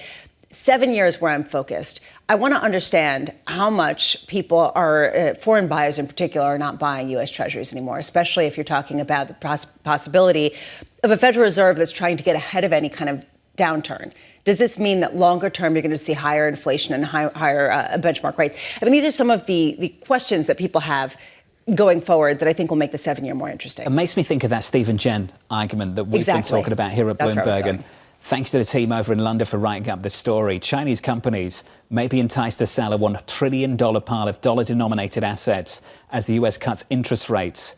This is Stephen Chen. He says that could mean a move in the yuan by up to 10%. Think of an avalanche. That's what Jen's got to say. This is like, really, really big, beefy call. We've talked a lot about Japan and the dynamic coming out of Japan. Not so much with regards to China. You can understand the logic, especially with the twin deficit issue that the U.S. has with China, as well as the just flat-out deficit of the United States and how much it's increasing. Whether it's actually put into practice, though, is another story. You can come up with a theory about why longer-term yields should be a lot higher, and then that theory gets dashed in practice again and again. If you start to see true money moving out of the longer end of the U.S. yield curve, could that begin that avalanche process? Maybe. I don't expect that to be this week, but those are the reasons why I keep watching these auctions very closely. Every single time they come, as you should. That's the bond market and foreign exchange. I want to finish on the commodity market. A couple of calls we've had from Morgan Stanley and Goldman, just some revisions around oil price targets. The latest from Goldman, reducing their range for Brent by $5 to 70 to 85, a new average price target for 2025. The average forecast for Brent now 77 versus 82 previously. They say this reflects upside surprises to OECD inventories, amongst other things. And there was this last line that we picked up on that I think it's worth talking about a little bit more, Lisa. We still assume that OPEC will raise production in Q4 as the market is potentially shifting from an equilibrium where OPEC supports spot balances and reduces volatility to something new. And this something new is a more long-run equilibrium focused on strategically disciplining non-OPEC supply and supporting cohesion. Strategically disciplining non-OPEC supply, to me, screamed, hey, shale patch, stop producing so much and thinking that you can just do this in an unchecked manner while we try to be disciplined and coordinated in how much we produce. That has been the swing factor in how much they're going to try to maybe reduce some of the profitability of U.S. energy producers, oil producers, by increasing production a bit to lower prices. What is that target price that OPEC Plus is looking for that could potentially give them the profits they're looking for, while also not delivering overly to the U.S. producers? 3-day rally coming to an end on crude. Brent down by 0.4, $81 and about 10 cents. Under surveillance this morning, some top stories for you. Meta CEO Mark Zuckerberg saying Facebook was pressured by the U.S. government to censor content related to COVID-19 during the pandemic. In a letter to the U.S. House of Representatives, Zuckerberg saying he regrets giving in to the demands. It's starting to sound like a little bit of an apology tour to the other side of Washington, isn't it, over the last few weeks? That's exactly where I was going to go with this. Why now? Who is this for? Who is the audience for this? Is this basically hedging his bets in case Donald Trump comes back into office? Is this being provoked by something else? It's a real question at a time where there was a lot of time for him to talk about this. Now is the moment that he's choosing. It's also interesting in light of the arrest of the Telegram in France, yeah. the founder there. There's a lot going on. I'm just curious about what he's trying to get ahead of to sort of argue for free speech and try to get ahead of certain policy shifts. The tour started sitting down with Bloomberg's Emily Chang. He called the attempted assassination the most badass thing he's ever seen. He also said that he wouldn't be donating to any political parties this time around. You can just see him distancing himself from some of these issues over the last couple of years. Yeah, saying that Trump was badass in his response to the whole thing and sort of, how much is this trying to curry favor with both sides? And how much is this a true shift in his stance in terms of arguing for free speech and a reluctance to really work with the government without putting up more of a fight? Because they did come under a lot of pressure and it did reduce their credibility. That's the latest on Meta. Here's the latest on SpaceX. Delaying the launch of a rocket carrying 4 private astronauts to space due to a helium leak. The goal of the mission, called Polaris Dawn, is to perform the world's first commercial spacewalk.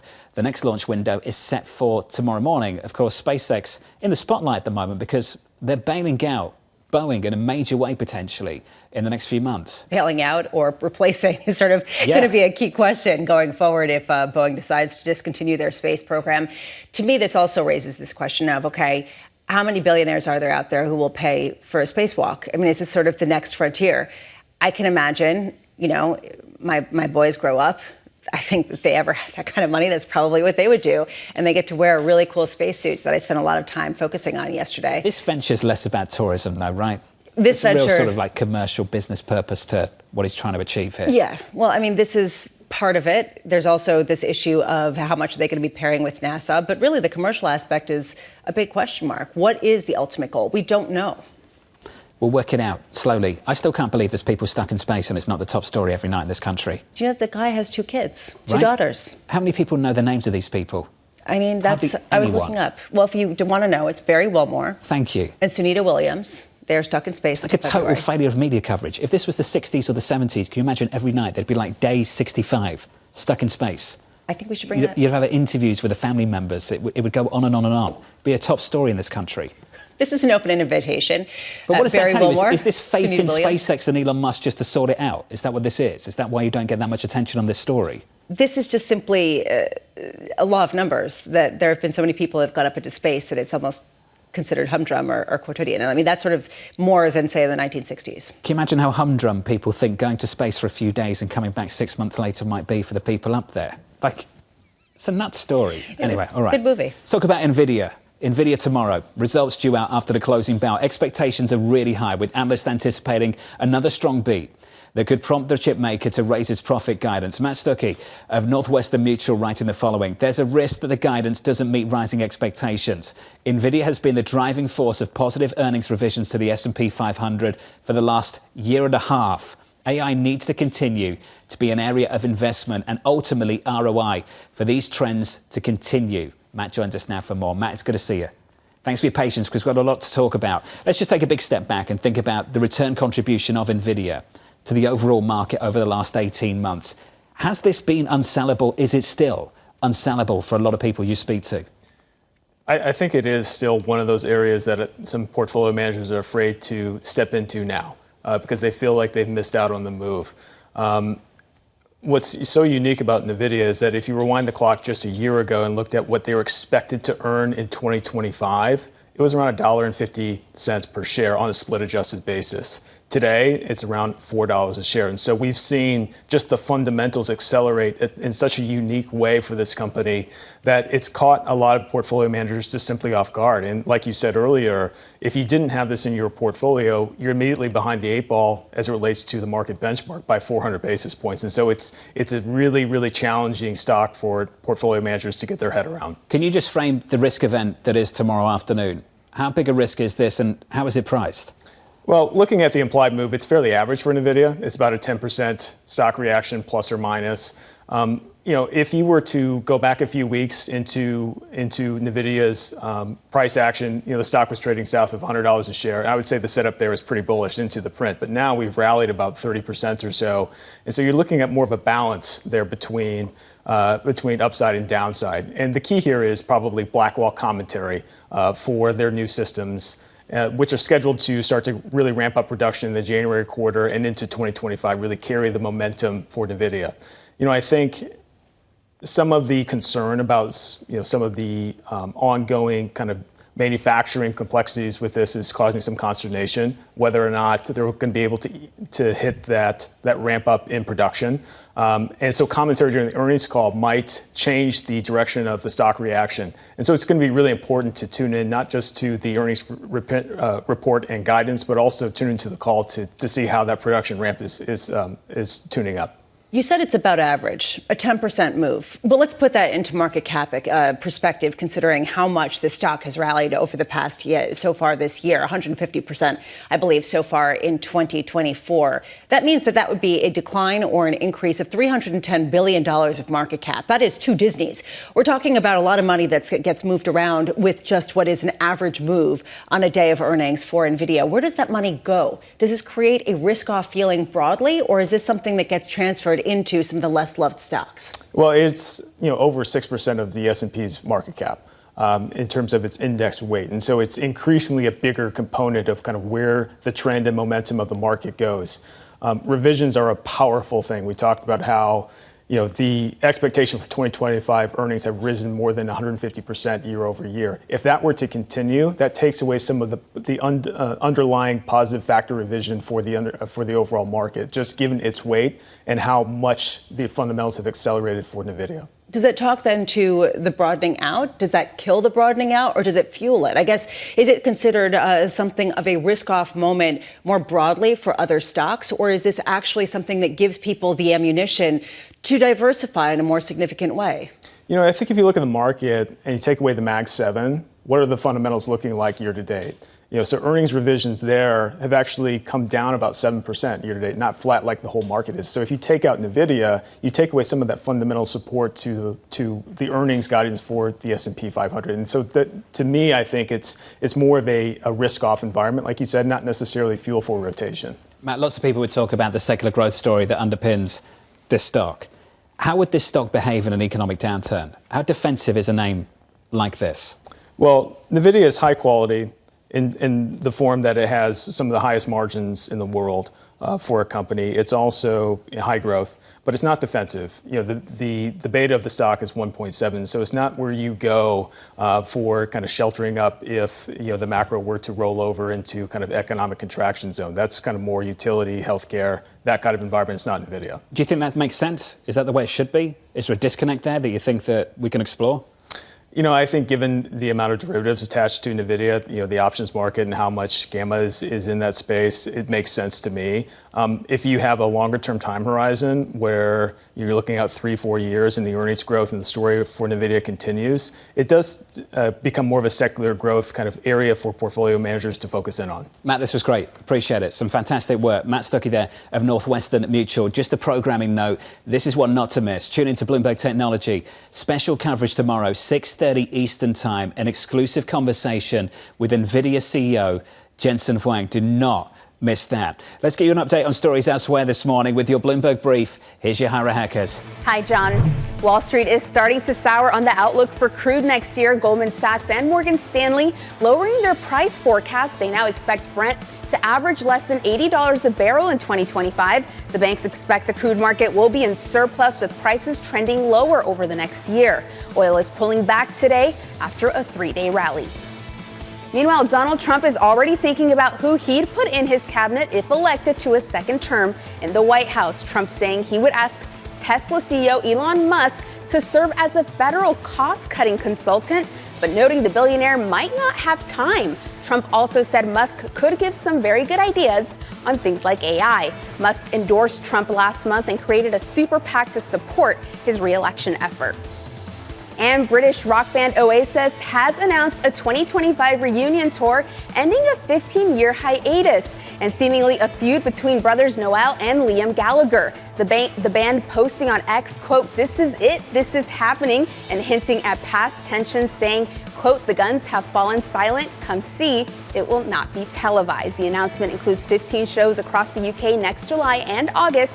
Oasis split up in 2009 after years of infighting. Both brothers went on to start solo music careers, and fans speculated for years about a possible reunion. And they got one. That's your Bloomberg Brief. John? Yahara, thank you. Tickets on sale 9 a.m. UK time, Saturday, the 31st of August.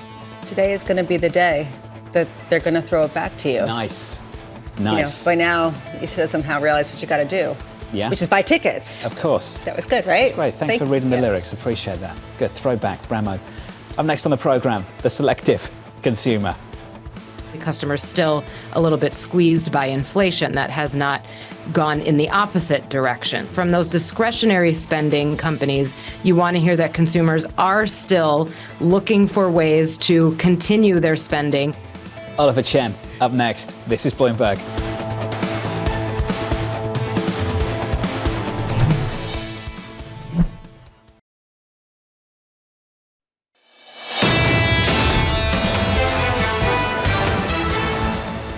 Live from New York City, welcome to the program. Equity futures right now just about in the green, just about. Let's call it unchanged on the S&P 500. In the bond market, lots of supply coming through the week, kicking it off today at the front end of the curve with the 2-year, tomorrow the 5-year. After that, the 7-year maturity. The 10-year at the moment, yields creeping high by 3 basis points, 384.82. Under surveillance this morning, the selective consumer.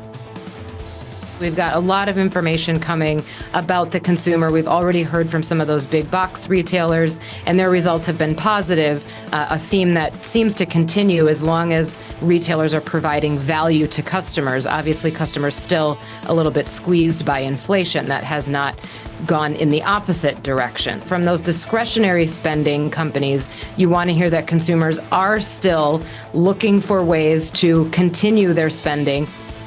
Here's the latest. The consumer front and centre as retail earnings continue to roll out this week, with Nordstrom reporting second quarter results after the market closed today. Oliver Chen of TD Cowen remaining cautious on department stores, writing the following. Bifurcation is growing across income cohorts as the lower income consumer is feeling pressure from high interest rates and high prices for items while continuing to look for value. Oliver joins us now for more. Oliver, always great to catch up with you, sir. Fantastic to get your thoughts on a consumer, so let's get into it. I want to talk about a bit of a disconnect at the moment that we found difficult to reconcile. For the likes of Walmart and Target, they're saying things are okay with the consumer. For other organisations, they say things are difficult. You say there's a more choiceful consumer, that we need to cut prices. You see that in the restaurant industry a lot. Oliver, what explains that disconnect at the moment? Yeah, John, great to be here. The consumer is willing and able to spend, but they're being very selective about how they spend, and they're not ready. They're ready in different places. So there's market share winners and losers. And what we've seen so far is a negative 4% comp at Macy's, but a positive 4% comp at Walmart. So a real disparity. We are seeing green shoots. So we're encouraged that apparel was plus 3% at Target. It's also been trending nicely at BJ's and Costco.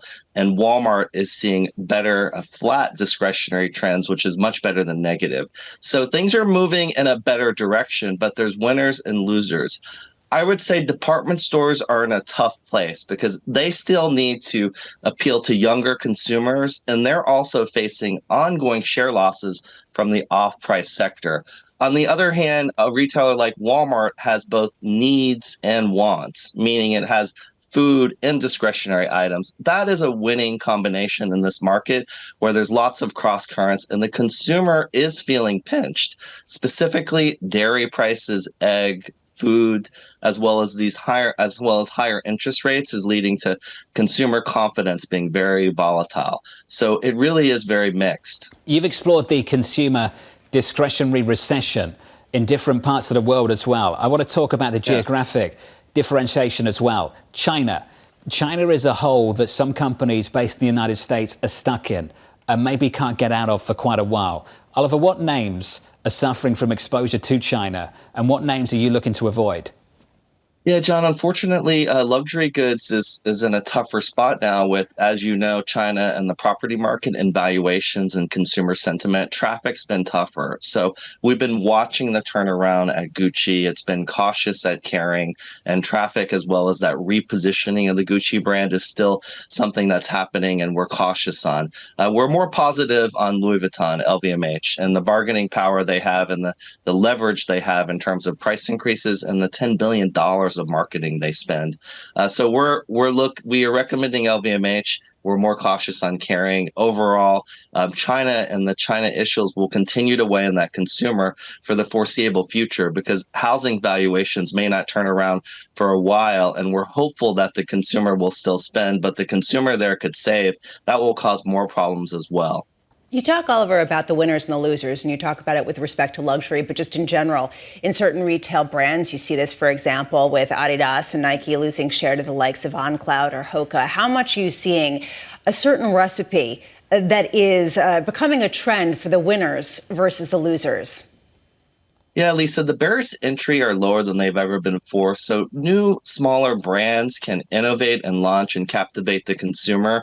Also, this direct-to-consumer relationship with consumers is important as well. So I think the barriers to entry coming down is really testing larger brands where new brands can grow quickly and take traction. And new, younger customers, it's in many ways a zero loyalty customer. And with the advent of social media and things going viral, that's also helping emerging and new brands develop as well. So we'll continue to see larger companies really needing to rethink growth. We're seeing this across beauty, across sport, across technology. We'll continue to see AI be important, and we'll continue to see M&A be important, as well as consolidation to a certain extent as well. This brings us to Lululemon earnings, which come Thursday after the bell. And this comes at a time that people are starting to diversify their athleisure clothing outside of Lululemon when it was the only game in town for a number of years. What are you expecting there, considering some of the competitors that I know that John and myself have noted yesterday? I won't go into them extensively today unless we get there. But I'm just curious, do you expect this to sort of be represented, the idea that there are other entrants that are truly being competitive right now with the likes of Lulu?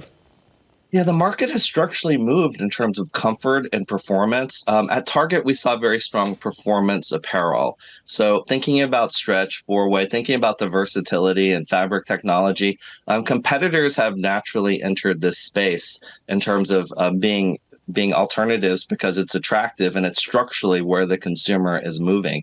So we'll continue to see that. That being said, Lululemon's a category creator. My colleague John Kernan covers it. And there's a global story too there, but this exposure to China at large for many companies is going to be a cautious, optimistic scenario in terms of that general environment that we're seeing. Oliver, do you think Vuori's going public anytime soon? Well, Vuori raised a lot of capital, and going public will be a key to growth at large for many companies. So we'll see. That being said, as you know, the equity markets have been tougher in terms of the IPO window and valuation, but lots of vibrant structural growth there. So part of that depends on the speed at which a company wants to expand globally. Oliver, what is it about those brands, the Vuoris of this world, that are putting the squeeze on Lulu? What are they doing that Lululemon's lost? It really comes down to fabric and innovation and newness and fit and how a brand's positioned. And also we're moving very, very quickly with Shein and the nature of ultra fast fashion and speed. So as we think about a class I teach at Columbia is called Magic and Logic. It's about supply chain speed and agility, but it's also about the magic and the emotions of the product being special and differentiated in the marketplace. Many, many wardrobes will structurally move towards performance. So the whole market is really focused on this in terms of clothing, adding comfort, adding that lifestyle, that wellness component. And that's part of performance, active meets sport, meets clothes. Next time you teach that class, we want to come, Oliver. Appreciate it. Thank you, sir. We're delighted to have you. Thank you. Oliver Chen of TD Cowen. That's where the market's at right now. Yeah, magic. Actually, he mentioned also AI, and I wonder how much this magic is represented in social media posts that are AI-generated people who look absolutely fantastic that and healthy. Class must be packed. I love that. Isn't that great? But it's true, and especially if the barrier to entry is that much lower, how easily can you create the magic with sort of viral posts that make their way around? it sort of raises this question about what new advertising looks like and how quickly things can adapt, and then the supply chain on the back end. I think that would be a fascinating class. Yeah, you should drop by. I will. All right. I'll take next week We'll off. take the show. Coming up on the programme, Phil Camporeale of JP Morgan, Bert Subin of Stifel, Seth Carpenter of Morgan Stanley, and Erik Nelson of Wells Fargo. The third hour of Bloomberg Surveillance, up next.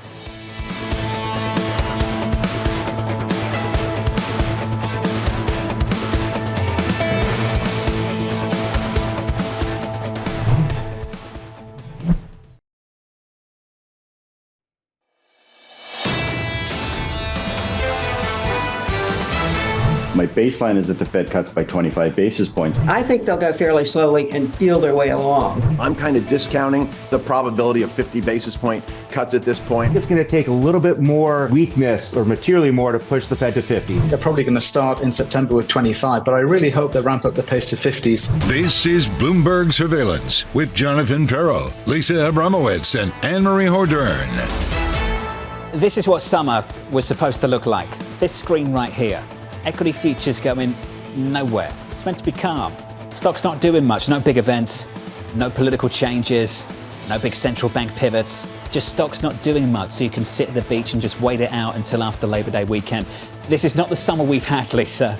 This is not the summer we've had at all. Wait, sorry, you want me to stay? Like, this is not the summer we've had. We've come pretty far, and what we've seen is a real whipsaw in terms of interest rate expectations that have fueled this rotation. Whether it can continue remains to be seen. It is summer.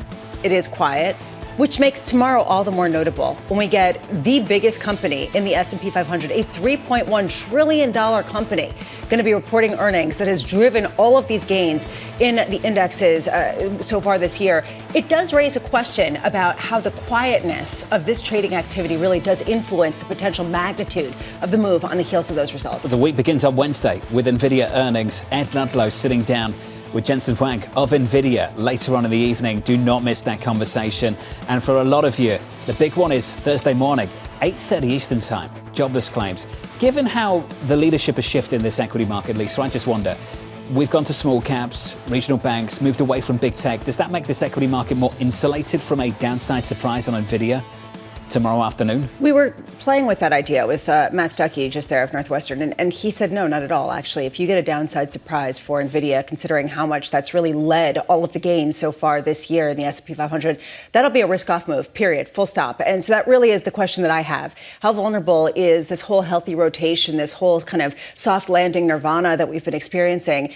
How vulnerable is that to NVIDIA coming out with a negative print? I don't know what the answer is, but it seems like, considering how significant of a weighting it is, it's something that could potentially be a real significant catalyst, especially given the quiescent trading that we see right now. So from the earnings to the data, this tees up this question.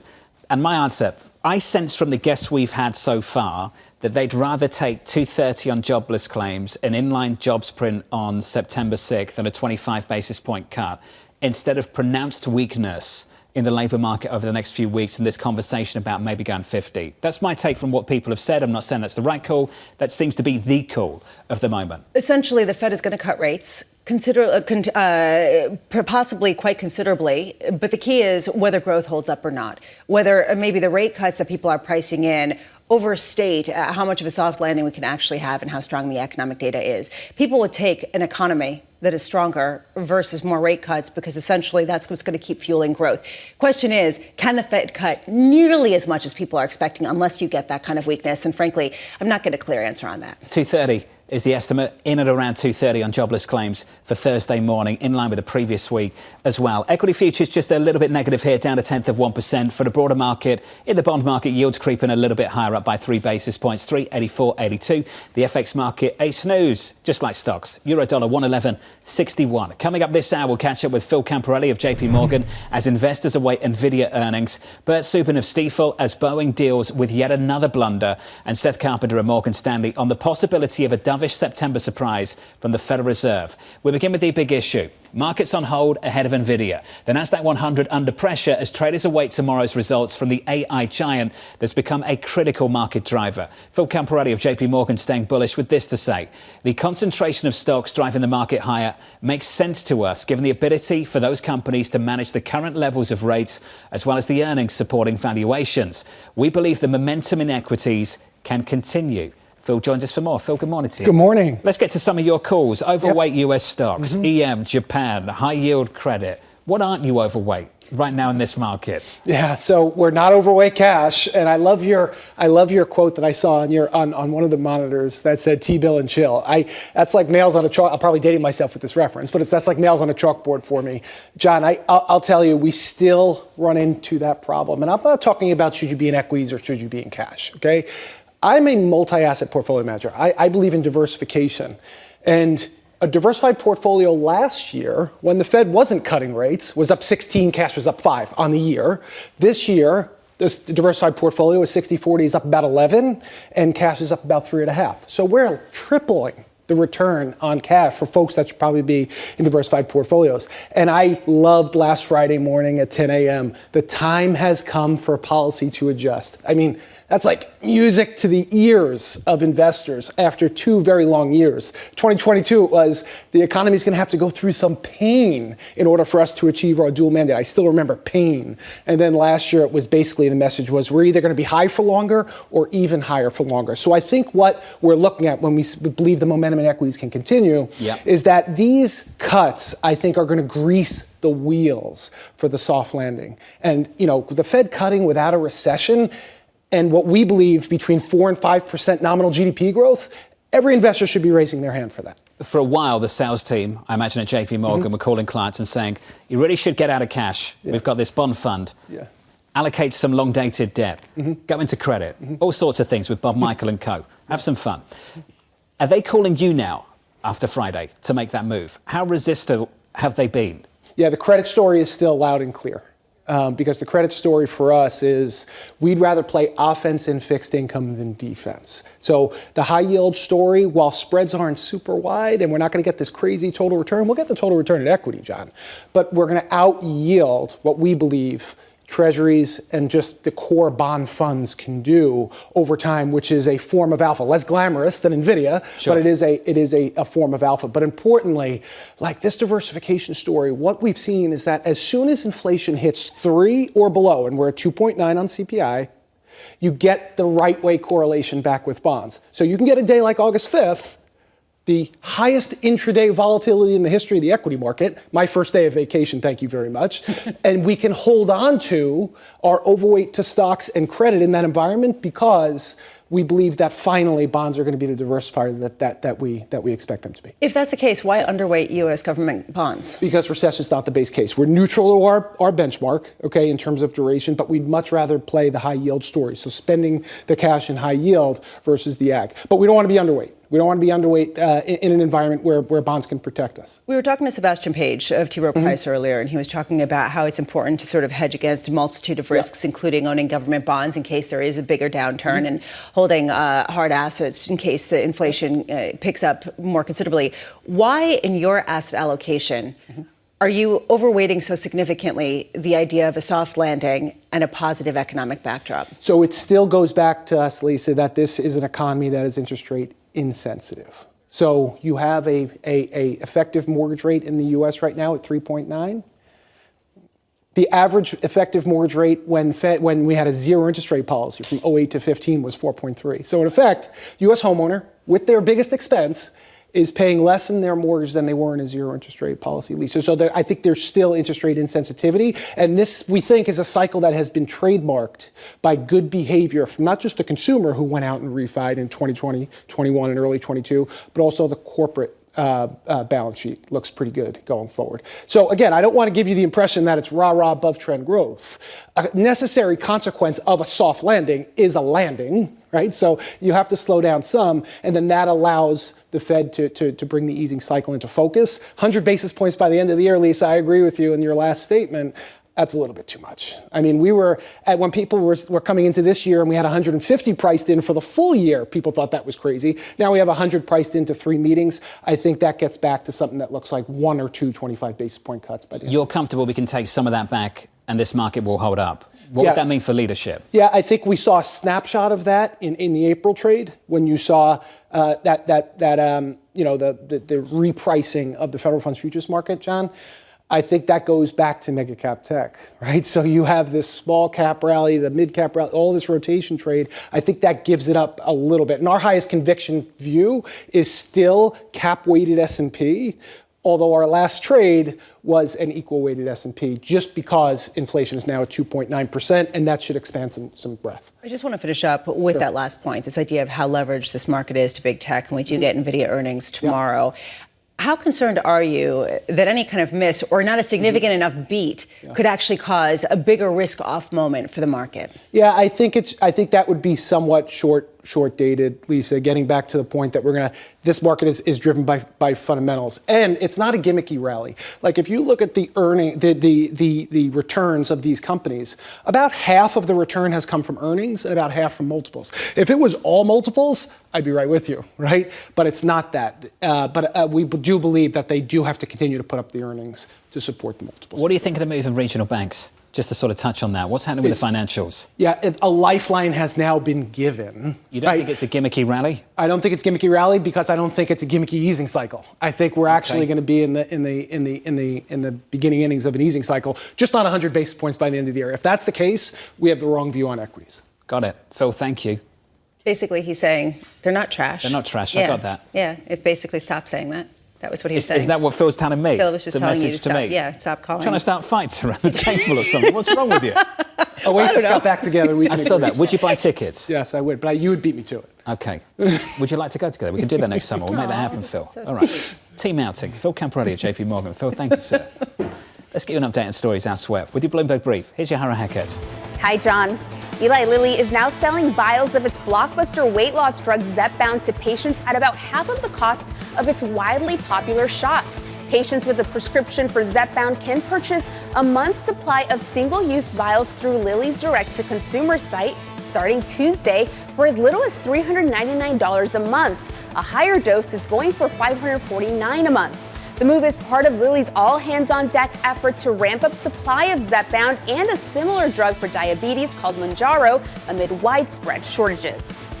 Meanwhile, Disney is still in contract renewal talks with DirecTV. The satellite TV provider is looking to no longer charge customers for channels like ESPN if the customer would like to opt out. This is a major change from the previous negotiations where channels were bundled together. According to reports, Disney is open to the idea of offering some sports-specific packages to distributors. It's also willing to offer other types of smaller packages and negotiate some lower minimum subscriber guarantees.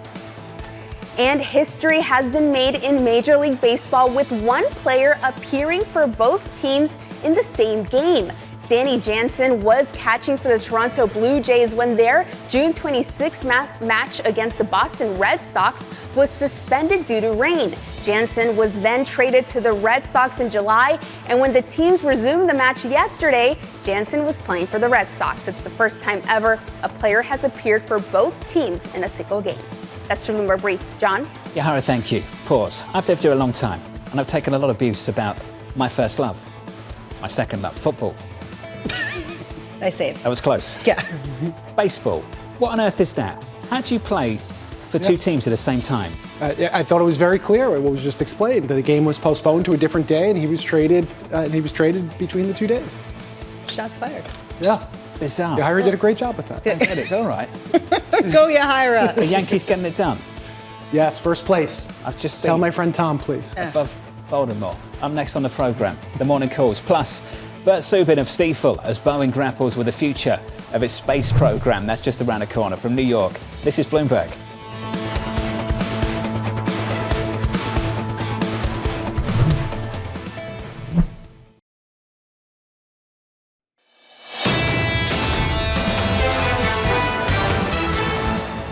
The opening bell, 1 hour and 15 minutes away. Equity futures slightly softer, negative on the S&P 500, down 0.1%. Bond yields higher by 3 basis points on the US 10-year, 3.84.82. In foreign exchange, the euro not doing much, 111.59, and crude pulling back by 0.6% after a recent rally. We're down to about 76.95 on WTI. That's some of the cross-asset price action for you. Let's take the opportunity to get you some morning calls. First up, Citi downgrading Hershey to sell with a price target of 182. The analyst seeing a challenging year for the chocolate giant thanks to volume weakness and cocoa inflation. That stock is down by 1.8% in early trading. Your second call from Morgan Stanley, raising its price target on Coca-Cola to a street high 78 with an overweight rating. The analyst naming Coke his top beverage pick, replacing rival Pepsi. That stock is up by 0.5%. And finally, your third and final call from Truist, raising its price target on Nvidia to 145 and keeping a buy rating ahead of tomorrow's earnings. The firm saying that discussions with component buyers and sellers point to improving business trends for the chip maker. We're down by about 0.5%. Given those channel checks, so to speak, a lot of people are seeing the same numbers, hearing from the same customers. It'd be a big surprise if this number was weak, based on what we already know over this earnings season so far. There have been 7 straight quarters of beats, and not just beats, but these beats are not just your average ones. They are astronomical, as well as upgrades to potential earnings forecasts for NVIDIA. How big of even an in-line would this have to be something that would be very negative for a stock that otherwise is very much front and center, and people are just seeing every opportunity for them to continue minting money? Stock just a little bit softer in the pre-market. The big number coming tomorrow afternoon. Said this a few times, but don't miss that conversation with the CEO, Jensen Huang, sitting down with Bloomberg's Ed Ludlow on the West Coast tomorrow evening. Must-watch TV. Let's turn to the aerospace industry as Boeing faces another reckoning, this time over its space program. Bert Subin of Stifel is looking ahead to 2025 delivery expectations as the company builds up inventory. Bert joins us now for more. Bert, I think we need to take a giant step back and talk about this overall company, the challenges for the incoming CEO. We've got commercial planes, Boeing Defense, and then we've got the venture into space. And that's where the difficulty is right now. Given the to-do list, how long is that to-do list for that new CEO? Yeah, well, thanks for having me on the program.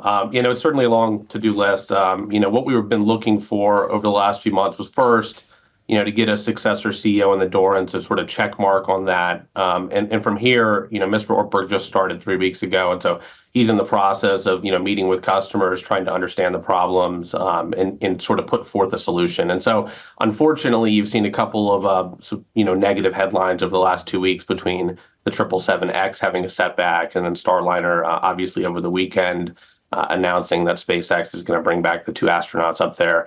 But maybe just to contextualize things, because I think it's important as you think about the Boeing story, the BDS business, which houses the space business, makes up about 25% of the normalized business, call it a 33% of the business today. And within that business, 15% of it is the fixed price development programs, of which Starliner is one of them. So this program itself is relatively small, which is why you tend to see a lot more focus on the BCA side, the airplane side, and within that, a lot of focus on the 737 program. There's also a lot of questions around why Boeing should keep their space program, considering how many losses they've posted for this. If Boeing were to announce that it was jettisoning its fleet and its sort of relationship with NASA, how much could this share price rally? Yeah, it's an interesting question. I mean, the space program itself, I think we think of it as the United Launch Alliance, which is a joint venture between them and Lockheed, which is already been rumored to be potentially sold. I think the number out there is $3 billion, so they could be monetizing part of that. There's the Space Launch System, which is the SLS program. That's what's called a cost-plus program. And so the risk there is much lower. The NASA takes the risk. And then you have the Starliner program and obviously engineering and other things that go into NASA. Boeing's been working with NASA for decades. So I guess the question would be, what do they see from the space business longer term? Is this an area where they want to be exposed down the road? Or do they want to sort of tighten their focus on the commercial airplane business? I compare it to Lockheed. They used to compete in commercial airplanes. They decided they were much better in fighters and satellites and weapons, and they went down that path, and that was very successful for them. So, I think if they got out of this business, investors would look at it as, potentially reducing a future cash drag, but perhaps at the expense of sort of reducing an opportunity in space down the road. So, it'd be an interesting decision, just interesting sort of thought process on how Mr. Ortberg goes through this as he thinks about, the future of Boeing. Bert, taking a step back, there's been this question of whether Airbus would be able to capitalize on some of the problems that we've seen on Boeing and whether they could really take the lead in a more meaningful way. I have been surprised that they have not. And one of the reasons why is because they are facing off with the same kind of supply chain issues that Boeing is, maybe a little bit less publicized. But I'm just wondering whether we have fully emerged from the sort of post-pandemic induced supply chain disruptions that's continued to plague the aerospace industry. Yeah, it's a great point. Look, Airbus, I think everybody thought after January, Airbus was going to be in this position to take all this market share, and there's certainly been limits to what they've been able to do. But for Airbus's, a positive for Airbus that people I think overlook is, they have really high targets. So they're talking about getting to 75 on the A320 per month. Boeing is talking about getting to 50 on the 737. So, Airbus is already close to 50 on their program, maybe even certain months above that number. So they're progressing pretty well, but they've seen limits on their ability to get to their targets, and they keep extending that. And part of that has been supply chain driven. There are many tiers of the supply chain. There has to be an orchestration on how they work together. There's been raw material shortages. There's been geopolitical issues. There's been labor issues. And so these things have compounded. And surprisingly, here we are, 4 years past the start of the pandemic, more than that now, and we're still talking about supply chain. But, as we go into 25, I think there's reason to be optimistic about where the supply chain's heading. And that's part of why we think, Boeing starts to look better. Where expectations are today is a lot lower where they were a year ago. And as the supply chain catches up, as Boeing stabilizes production, they get back into a position where they can sort of, stem some of the market share losses they've seen to date, and then ideally start building more orders and sort of take away that potential advantage Airbus would have had. This is a tough question, and I don't know if we can actually get a real answer, but how much is Boeing in a better or worse position because it is the American darling, because it is a U.S. company at a time of increasing fissures, especially as the likes of Boeing really has a huge presence in defense spending globally? How much is this really turning into sort of the fiefdoms of who your allies are in terms of who decides to do business with, say, Boeing versus Airbus? Yeah, you're right. That is a tough question. Look, I think right now there's a third player that's emerging, very early days, but it's called Comac. It's the Chinese backed aircraft producer, and they have a program called the C919, which is going to compete with the 737 and the A320. And still, like I said, very early days, using a lot of the same parts that would go into a Boeing and Airbus aircraft, but obviously early on that journey. So, the question is, Boeing put out some sort of refreshed numbers on what they think the China setup will look like longer term, and that is rising. And so the question will be, does China opt to purchase more Airbus aircraft, and do they purchase more Comac aircraft as you go down the road? And that limits an opportunity for Boeing. Outside of that, I don't think there's this major issue between which countries choose to do business with Airbus or Boeing. Airbus has certainly been the preferred partner of late, but the reality is, if you want a new A320 aircraft, the waiting list is now 2031 to 2032. And so that is not an aircraft you're ordering today to get in 27 or 28. With Boeing, you could be getting that aircraft 3 to 4 years earlier. And so that's an advantage. And so I think airlines continue to look at, what aircraft do we need for our mission? When can we get those aircraft? What's the price of the aircraft? And what's our confidence in the company? Probably more so than that. But then there's the China question. And so that may be a benefit as we think about Airbus versus Boeing. But how difficult is it for airlines to make capacity decisions when they don't know when they can get planes? And if they do want new planes, they've got to wait that long for them. And they've got no idea where the economy or the market will be once they arrive. Yeah, it's very difficult. And what we've seen, what typically happens is there's, call it 2 to 3% of your aircraft globally get retired every year. And so that number's been quite low. And what we've seen is the average age of the global fleet has been about 20% higher than it was in 2018. And what that's meant is there's this whole industry called the aftermarket, which has benefited from selling parts and services because older aircraft need more parts and services. And so what airlines have had to do is take up their OPEX because they've had to use older aircraft. And they've also been limited in how much they can grow because they've been unable to get their new aircraft. I mean, just for example, Southwest was supposed to get something like 79 aircraft this year, and they're going to get closer to 20. And so that obviously has a huge change on what you're expecting to grow versus what you can actually grow. But it's actually probably been a good thing for the airline industry because it's sort of mandated more capacity to stay in check. Imagine had we not been in that position and airlines been buying more aircraft, what we're seeing from a yield perspective would be certainly a lot worse today if they were growing faster. So it's been a positive from that perspective. Bert, this was awesome. Just the clinic. Appreciate it, sir. Thank you. Bert Subin there of Stifel. When you get on the plane and you see the sign, the no smoking sign, and you're like, this thing is old. Really, really feel old. it. I mean, that's the consequence. My goodness. That's like the sign. I'm like looking around. Do I want to be on this plane? Holding the doors up. No smoking signs on the plane. Not good. With ashtrays. Yeah. Yeah. I haven't been in one of those. Come on. Yeah. No, that's what I mean. Like they've got the ashtrays and the no smoking sign. Yeah. And now lots of people are sending me their thing. Simple rule, plane younger than me, pilot older than me. The latter's become much tougher, according to this gentleman on the Bloomberg terminal. I really would like to see. Please write in if you've actually been in a plane with an ashtray recently. I don't believe you. Come on. Like, yes, the no smoking signs, yes. But the ashtrays? Oh, wait, yes. Hold on a second. Yes, okay, you go on. Share it. Oh, I didn't even realize that was an ashtray. Never mind. What are you looking at? A picture of what they look like. You mean in the lavatory? So now you've seen, are you telling me you've found pictures of planes and didn't realize what an ashtray looked like? Is that what you're saying? No, I'm not. You know, we're live right now. Not the commercial break anymore. Let's move on. All right. 60 minutes away from the opening bell. Markets. Equity futures on the S&P 500. Negative by 1/10%. On the Nasdaq, down 1/10. On the Russell, outperformance yesterday and through much of last week, particularly the back end of last week. Underperformance this morning. We're down 0.4% on the small caps. I want to turn to the bond market, spend a little bit of time on treasuries, and then we'll get over to the gilt market as well. The 2-year, we'll get some supply a little bit later on. We will get $28 billion worth. Tomorrow, fives, $70 billion worth. Day after, $44 billion of 7-year notes. Yields into that up 3 or 4 basis points on a 10-year, 385 at the front end of the curve. Still in and around 4%. We're kind of sort of glued to that. Yeah. Gravity, 394.78. It's hard to see what's really going to move things significantly without some economic data. You do wonder how coiled this market is heading into the jobless claims that we get on Thursday.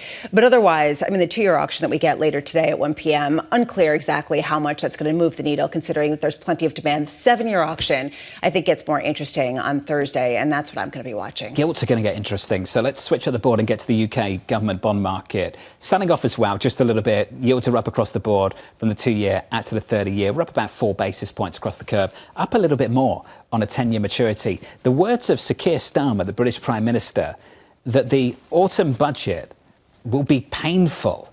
Short-term pain for long-term good. Things are worse than we ever imagined, which I have some difficulties understanding because the finances of any government are pretty transparent, so they should have had a decent read on the finances before they went into government. So I'd like some more detail there. What didn't they know that they know now? And then I would be asking, well, shouldn't you know what you know now? And why is this going to be so painful come October? Yeah, calling it 14 years of rot under the prior Conservative rule and talking about painful choices. It's going to be painful. We have no other choice given the situation we're in. Question, is this basically setting up for tax hikes, essentially saying we need to raise more money? It's going to be painful. Is this saying we're not going to be able to provide certain social services? Or is this going to be neither? And it's just going to be a period of atrophying growth at the expense of the reputation of the country? I don't know the answer. I do think that the response in markets is interesting. And you raised this point, and I've been trying to find an answer, and I can't. Sure. Why are yields higher? If you think that they're going to be increasing taxes and they're going to be potentially paying down some of the debt, wouldn't that mean that yields would be lower, especially if it does come with anemic growth? Just to follow the political instincts, and we'll start with the policies first.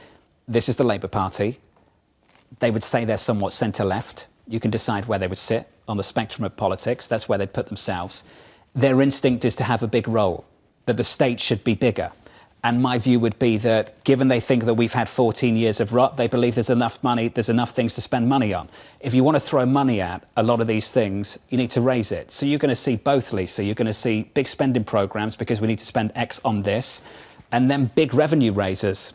Taxes are going to have to go up. Yeah, taxes in particular on people who have property in the UK but don't live there. And that's actually something that came up in this, some of those types of policies. This is why specific policies matter, like really, really matter. You can get away in an election just saying, you're not the other person and win and find yourself up in power.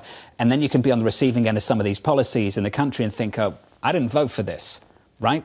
This, I think, is applicable to what's happening here in the United States of America. We've got 2 months now to find out what the Harris campaign actually stands for and what the policies are and will be if they get into power, so that you're not surprised further down the line. Yeah, in fairness, to find out what the policies are on both sides. We have no idea what Donald Trump 2.0, and we don't have an idea of what Kamala Harris will be, whether she'll be a continuation of President Biden or not. Bottom line is, I don't think it's likely that we're going to get any real policy prescription in detail before the election, but I think it's very sweet to hope that we would do. It was kind of like hope casting, some of this, sort of hoping for it. All right. Under surveillance this morning, President Biden's top security aide, Jake Sullivan, meeting with his Chinese counterpart as both countries look to keep the dialogue open. Sullivan is the first U.S. national security advisor to visit China since 2016.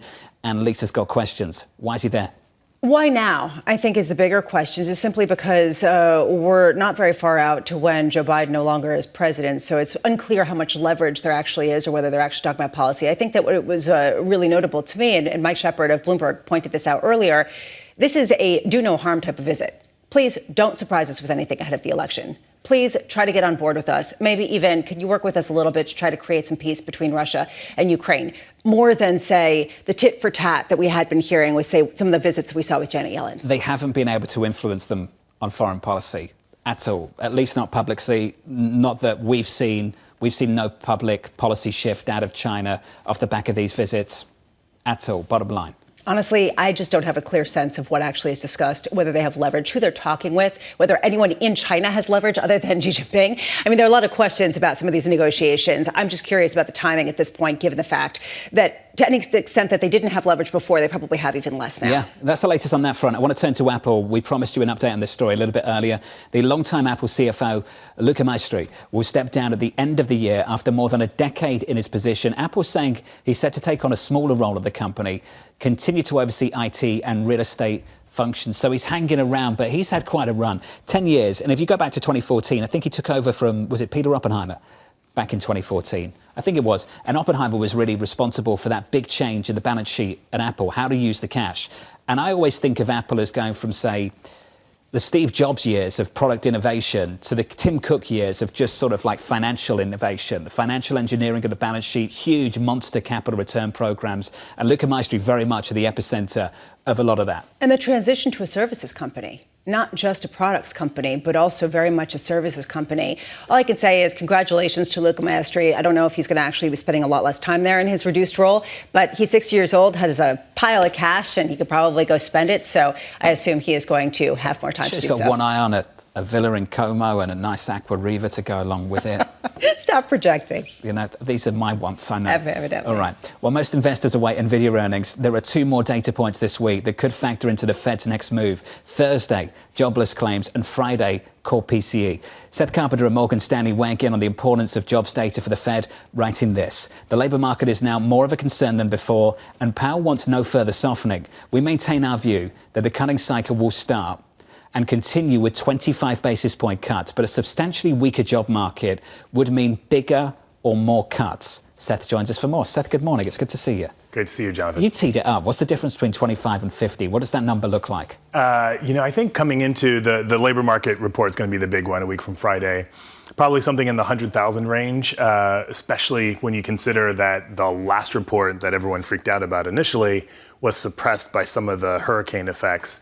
If you factor in some sort of bounce back and you get a labor market report that's in the 100,000 range, that's going to sort of say, I think pretty clearly, a bit more of a slowdown than we wanted. And now you've had this chorus from the FOMC coming out saying it's time to start cutting rates. We want to try to prolong the expansion. We want to try to, keep employment going. How much faith do you have in their ability to extend the cycle? It's a hard thing to quantify. I mean, I think one of the most critical parts of this whole cycle, and one of the reasons why we, going back 2.5 years, have been calling for a soft landing, one of the most critical factors is a desire and a willingness to do it. Doesn't mean that they're going to achieve it, but the fact that that's actually what they're trying to achieve, I think, is critical. And so if we do see signs that things are slowing down too much, slowing down to the point where we might have a slump, I think they are going to be ready to take action. Well, I think that the other side of that question, just to build on it, is the theme of this Jackson Hole meeting was assessing monetary policy efficacy and just the transmission efforts. Didn't get a real answer on just how significant their ability to influence the economy is in one way or another. But to the extent that people say that this economy was interest rate insensitive, how much will it be on the way down? In other words, how much are we already seeing the boosts from some of these easing monetary conditions because they're being baked into the market already? No, I think that is one of the key questions for this cycle is how sensitive or not has the economy been to interest rate changes. But as you know, the market's forward-looking. The market has already rallied a lot in terms of interest rates coming down a lot over the past few months. We've seen credit spreads, despite the turmoil after the last jobs report, they're still pretty tight by historical standards. And then I think once the policy rate actually starts moving down and any debt that's directly indexed to the floating rate, that'll start to come down, I think we will start to see some relief. That's for us a key part of why we think the Fed is going to achieve a soft landing. But it's going to take a while. If you look at the housing market, usually one of the key components of any monetary policy cycle, even with the fall that we've seen so far in mortgage rates, people made a lot about the surge in mortgage applications. Quantitatively, it just wasn't that big a deal. So in that regard, the housing market, most mortgages are pretty far out of the money. Let's go there to the housing market, because that's been the anomaly in this whole cycle. It's been the market that's been torpedoed, and yet prices have remained elevated because of all of those people who are staying in their homes because they got mortgages at really good rates. So why should they move? But there is this issue going forward about whether lower rates are going to cause prices to keep going up even further, whether this will actually cause markets to be more affordable or just simply become more so. I think it's real tricky, and the affordability measure, I think, that you're getting at is a really complicated one, because usually, and a big shout out to my colleague Jim Egan, who does all of our housing forecasting at Morgan Stanley, thinking about affordability, it's the combination of the price and then the mortgage rate. Put those two together and think about what the monthly payment is relative to income. We're actually at a place where affordability is about as bad as we've seen if you can consistently collect those data. Lower mortgage rates will unquestionably help a bit in the short run, but I do think you're hitting on a real question. And moreover, there is, at sort of a generational kind of frequency, a shortage of housing. There are a lot of 25 to 35-year-olds that don't own homes that would normally be primed to start buying homes. And so we don't look for a material weakening in home prices at all. And I think your question, could home prices go up further with rate cuts? I think that should be on the table. Shelter prices, can we sit on this a little bit longer? What about the cost of renting? What's going to happen more broadly to the cost of shelter when rates come down? So we think, so that's tricky. So the BLS data are very backward-looking. Super hard. I know. BLS data are super backward-looking. If we look at what's going on right now in markets for new rents, it does seem like things have stabilized. And so we expect rent inflation as measured in the components in the CPI to keep coming down for the rest of this year and into the beginning of next year. Normally what happens when you get a big increase in rent inflation, it's coming from lots of job creation, lots of extra demand for housing. So we're not expecting a big takeoff at any point over the next year or so, but it's not going to keep coming down the way it has been for the past year. Seth, this was great. It's good to see you. Thank you, sir. Seth Carpenter there of Morgan Stanley, the latest on the economy and the Federal Reserve. Joining us now is Erik Nelson of Wells Fargo. Erik, just to follow on from that conversation, the kind of number that you'd expect to see that would change this conversation of the Federal Reserve from 25 to 50 for September 18th. What do those numbers look like between now and then? Well, John, I think it's probably the unemployment rate, right? If you stick at 4.2 or go up to 4.3, and you probably see a non-farm payrolls number below 100K, certainly well below 100K, that could probably get the Fed to go 50. I think what people are sort of missing here, too, is the discussion around the front meeting, i.e. the September meeting, versus the terminal rate, right? Because, yes, markets are geared up for a 50 basis point rate cut. And if you get a strong number, you could see a bit of a whipsawing in rates. But markets are not even close to pricing in a hard landing here. And if you get a really bad number, it's not just that first meeting or two that's going to reprice. It's the terminal rate, and it's going to reprice a lot lower. So, Erik, with that in mind, what would that mean for foreign exchange? How would you push that through the FX market? And do you have a favoured currency pair to play that with? Yeah, this is very much a classic question here of walking this soft landing tightrope. With the dollar, right? And you look at the dollar Canada exchange rate, U.S. dollar versus the Canadian dollar, that has moved sharply lower in the span of just a couple weeks. And this is the ultimate soft landing trade, right? It's lower U.S. rates versus Canadian rates and not too much concern around U.S. growth slowdown. To me, it's very difficult to see U.S. dollar CAD exchange rate go much lower here. I think if you get a very weak number, suddenly those growth concerns come into play. Obviously, Canada very exposed to U.S., and you see dollar CAD move back higher. Or if you get a stronger number, it's simply a U.S. rates play, and we see dollar strength. So just you're making a pretty big call here, Erik. Let's just put a bow on this. The idea that you think that the dollar weakness is overblown and that you actually think that you're going to see more dollar strength going forward. How much confidence do you have in that type of trade at a time where we're talking about a potential tsunami of selling coming from Asia as the Federal Reserve cuts rates? Well, Lisa, I think it's important to keep in mind here that political concerns are very much a big piece of this dollar puzzle, right? who's in the White House in 2 or 3 months' time or so, or rather who's elected to be the next president of the United States, is a huge factor here, right? If you do see Trump come back into play, suddenly the trade concerns, the tariff concerns come right back into the fore, and we start to worry about dollar strength again. I'm not too worried about the noise around dollar devaluation. To me, the trade sort of measures are the signal. If we don't see that, if Harris is victorious, then I do think some of that risk premium continues to come out, at least as regards FX. But all that said, growth is growth, and who wins the White House in November is probably not going to have that much near-term impact on growth. So either way, I think it's difficult to see a lot of near-term dollar weakness. So hold on a second, Erik. Are you basically saying the Trump trade is more dollar strength and that the Harris trade is potentially dollar neutral or dollar weak? Yes, and certainly it depends on which currency pair we're talking about, right? I mean, if you do see Trump come back into the picture, naturally, China will be a concern, Mexico to some extent as well. But I think broad risk-sensitive emerging market currencies, trade-sensitive currencies, all likely to be on the weak side. Again, with Harris, you do still have this growth sort of slowdown to worry about here. A real hard landing is not even close to being priced in our view, and that's an upside risk for the dollar. But I think that trade sort of factor being a dollar positive, without Trump in the White House, that to me is a key dollar positive sort of catalyst removed. You brought up EM. You're sitting in London. Let's talk about sterling. Out of the three of us, only I can say that. Let's talk about the pound and what's happening. I want to go to the words of Sir Keir Starmer that Lisa's picked up on this morning. Things are worse than we ever imagined. It's going to be painful. We have no other choice given the situation we're in. The October budget statement will be painful. Erik, in DM world, when the leader of that country says something like that, I think austerity, I think a central bank that's going to have to lower rates, I think of a big rally in the bond market. Erik, what does that mean to you, and what does it mean for this currency? Yeah, certainly pessimism is not in short supply these days around these parts. I think what's really key to me here is, you listen to Starmer, and there's a lot of talk around, it's an absolute disaster. But they've already struck a deal with some of the public sector unions, right? They're already starting to sort of move toward making strides and opening up some budget space with regards to reclassifying how the Bank of England thinks about QE and QT losses, right? So there's room here for the UK government to actually sort of take some steps toward providing more investment spending. They want to lean on the private sector. To me, this is not the 2010s all over again. But obviously, I think, and you were talking about this earlier, it's hard not to see some degree of tax increase, whether it's on capital gains or what have you, to sort of offset some of those spending increases that they want to affect.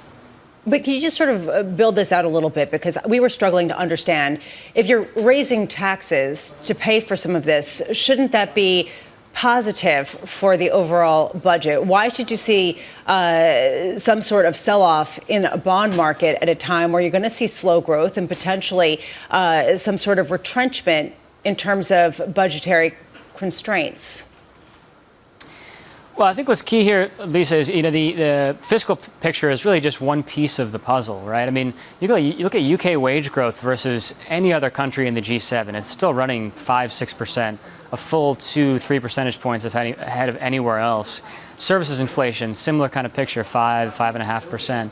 Yes, the fiscal situation is still concerning here, but nominal growth in the UK is still pretty strong, right? And that's really what's keeping, I think, that Bank of England pricing a little bit stickier, not seeing as many cuts priced, and frankly, that is preventing, this huge rally in gilts, even though we are talking about a bit more of a, maybe not austerity per se, but at least a more orthodox budget policy out of this new government. Erik, an old friend of mine once said to me, you never want someone else's problems.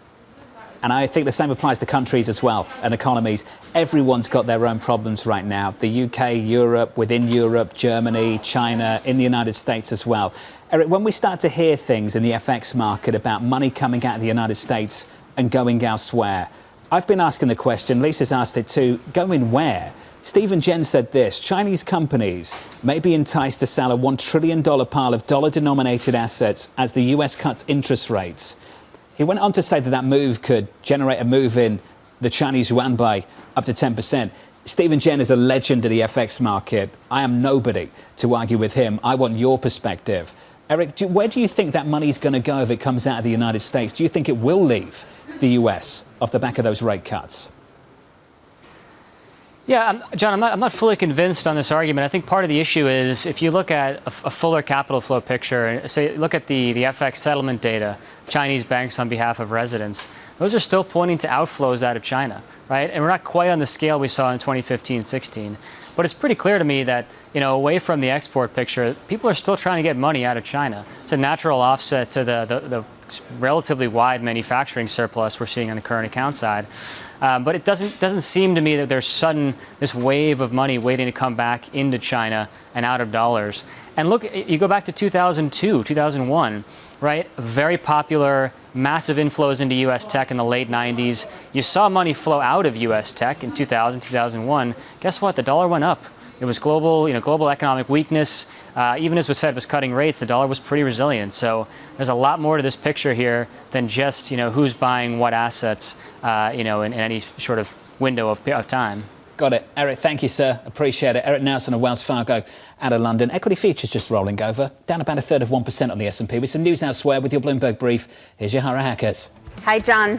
Shares of Paramount are trading lower in the pre-market, down 4.7% after Edgar Bronfman Jr. announced he was dropping out of the bidding war for the company.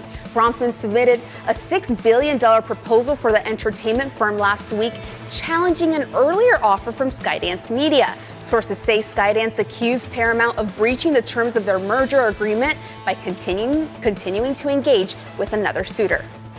Meanwhile, Donald Trump is already thinking about who he'd put in his cabinet if elected to his second term in the White House. Trump saying he would ask Tesla CEO Elon Musk to serve as a federal cost-cutting consultant, but noting the billionaire might not have time. Trump also said Musk could give some very good ideas on things like AI. Musk endorsed Trump last month and created a super PAC to support his re-election effort. And Coco Gauff comfortably advanced to the second round of the U.S. Open with a straight sets win in the first round. The third-seeded Gauff, who won the U.S. Open last year, shaking off some early rust to advance 6-2, 6-love. But not such good news for fellow American Sloane Stephens, who was knocked out in 3 sets despite winning the opening set 6-love. That's your Bloomberg Brief. John? It was a great game. Yahara, thank you. Up next on the programme, we'll set you up the day ahead. The week ahead, just around the corner.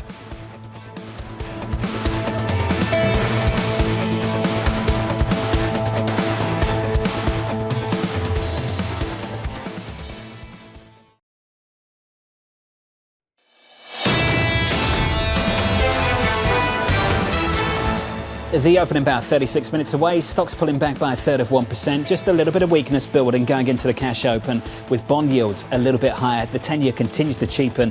385.96. We're up by 4 basis points on a 10-year. Big week ahead. It kicks off tomorrow. Before we get there, at 10 a.m. Eastern Time, we'll get US consumer confidence data Wednesday. That's when the week begins. Nvidia reporting after the closing bell. Plus, we'll get some Fed speak from Raphael Bostic Thursday.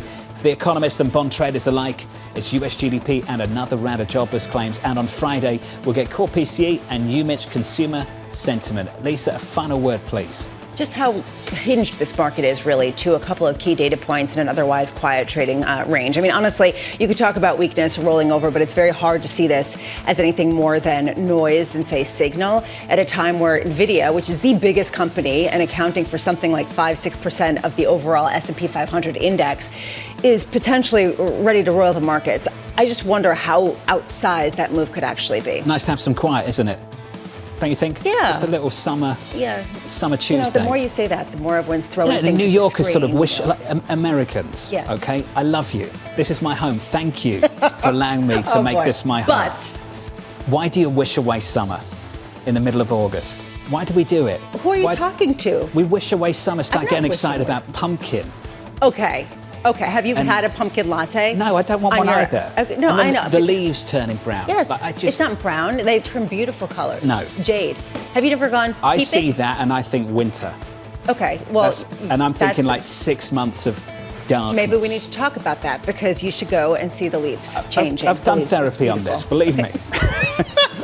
Many times. I can't even. Many times. Apart from that, I love it. Yeah, I'm going to get you a pumpkin latte. I'm just holding on to summer. I love it. I love summer. Okay, we're going to talk about summer tomorrow. Yeah. Okay, all day.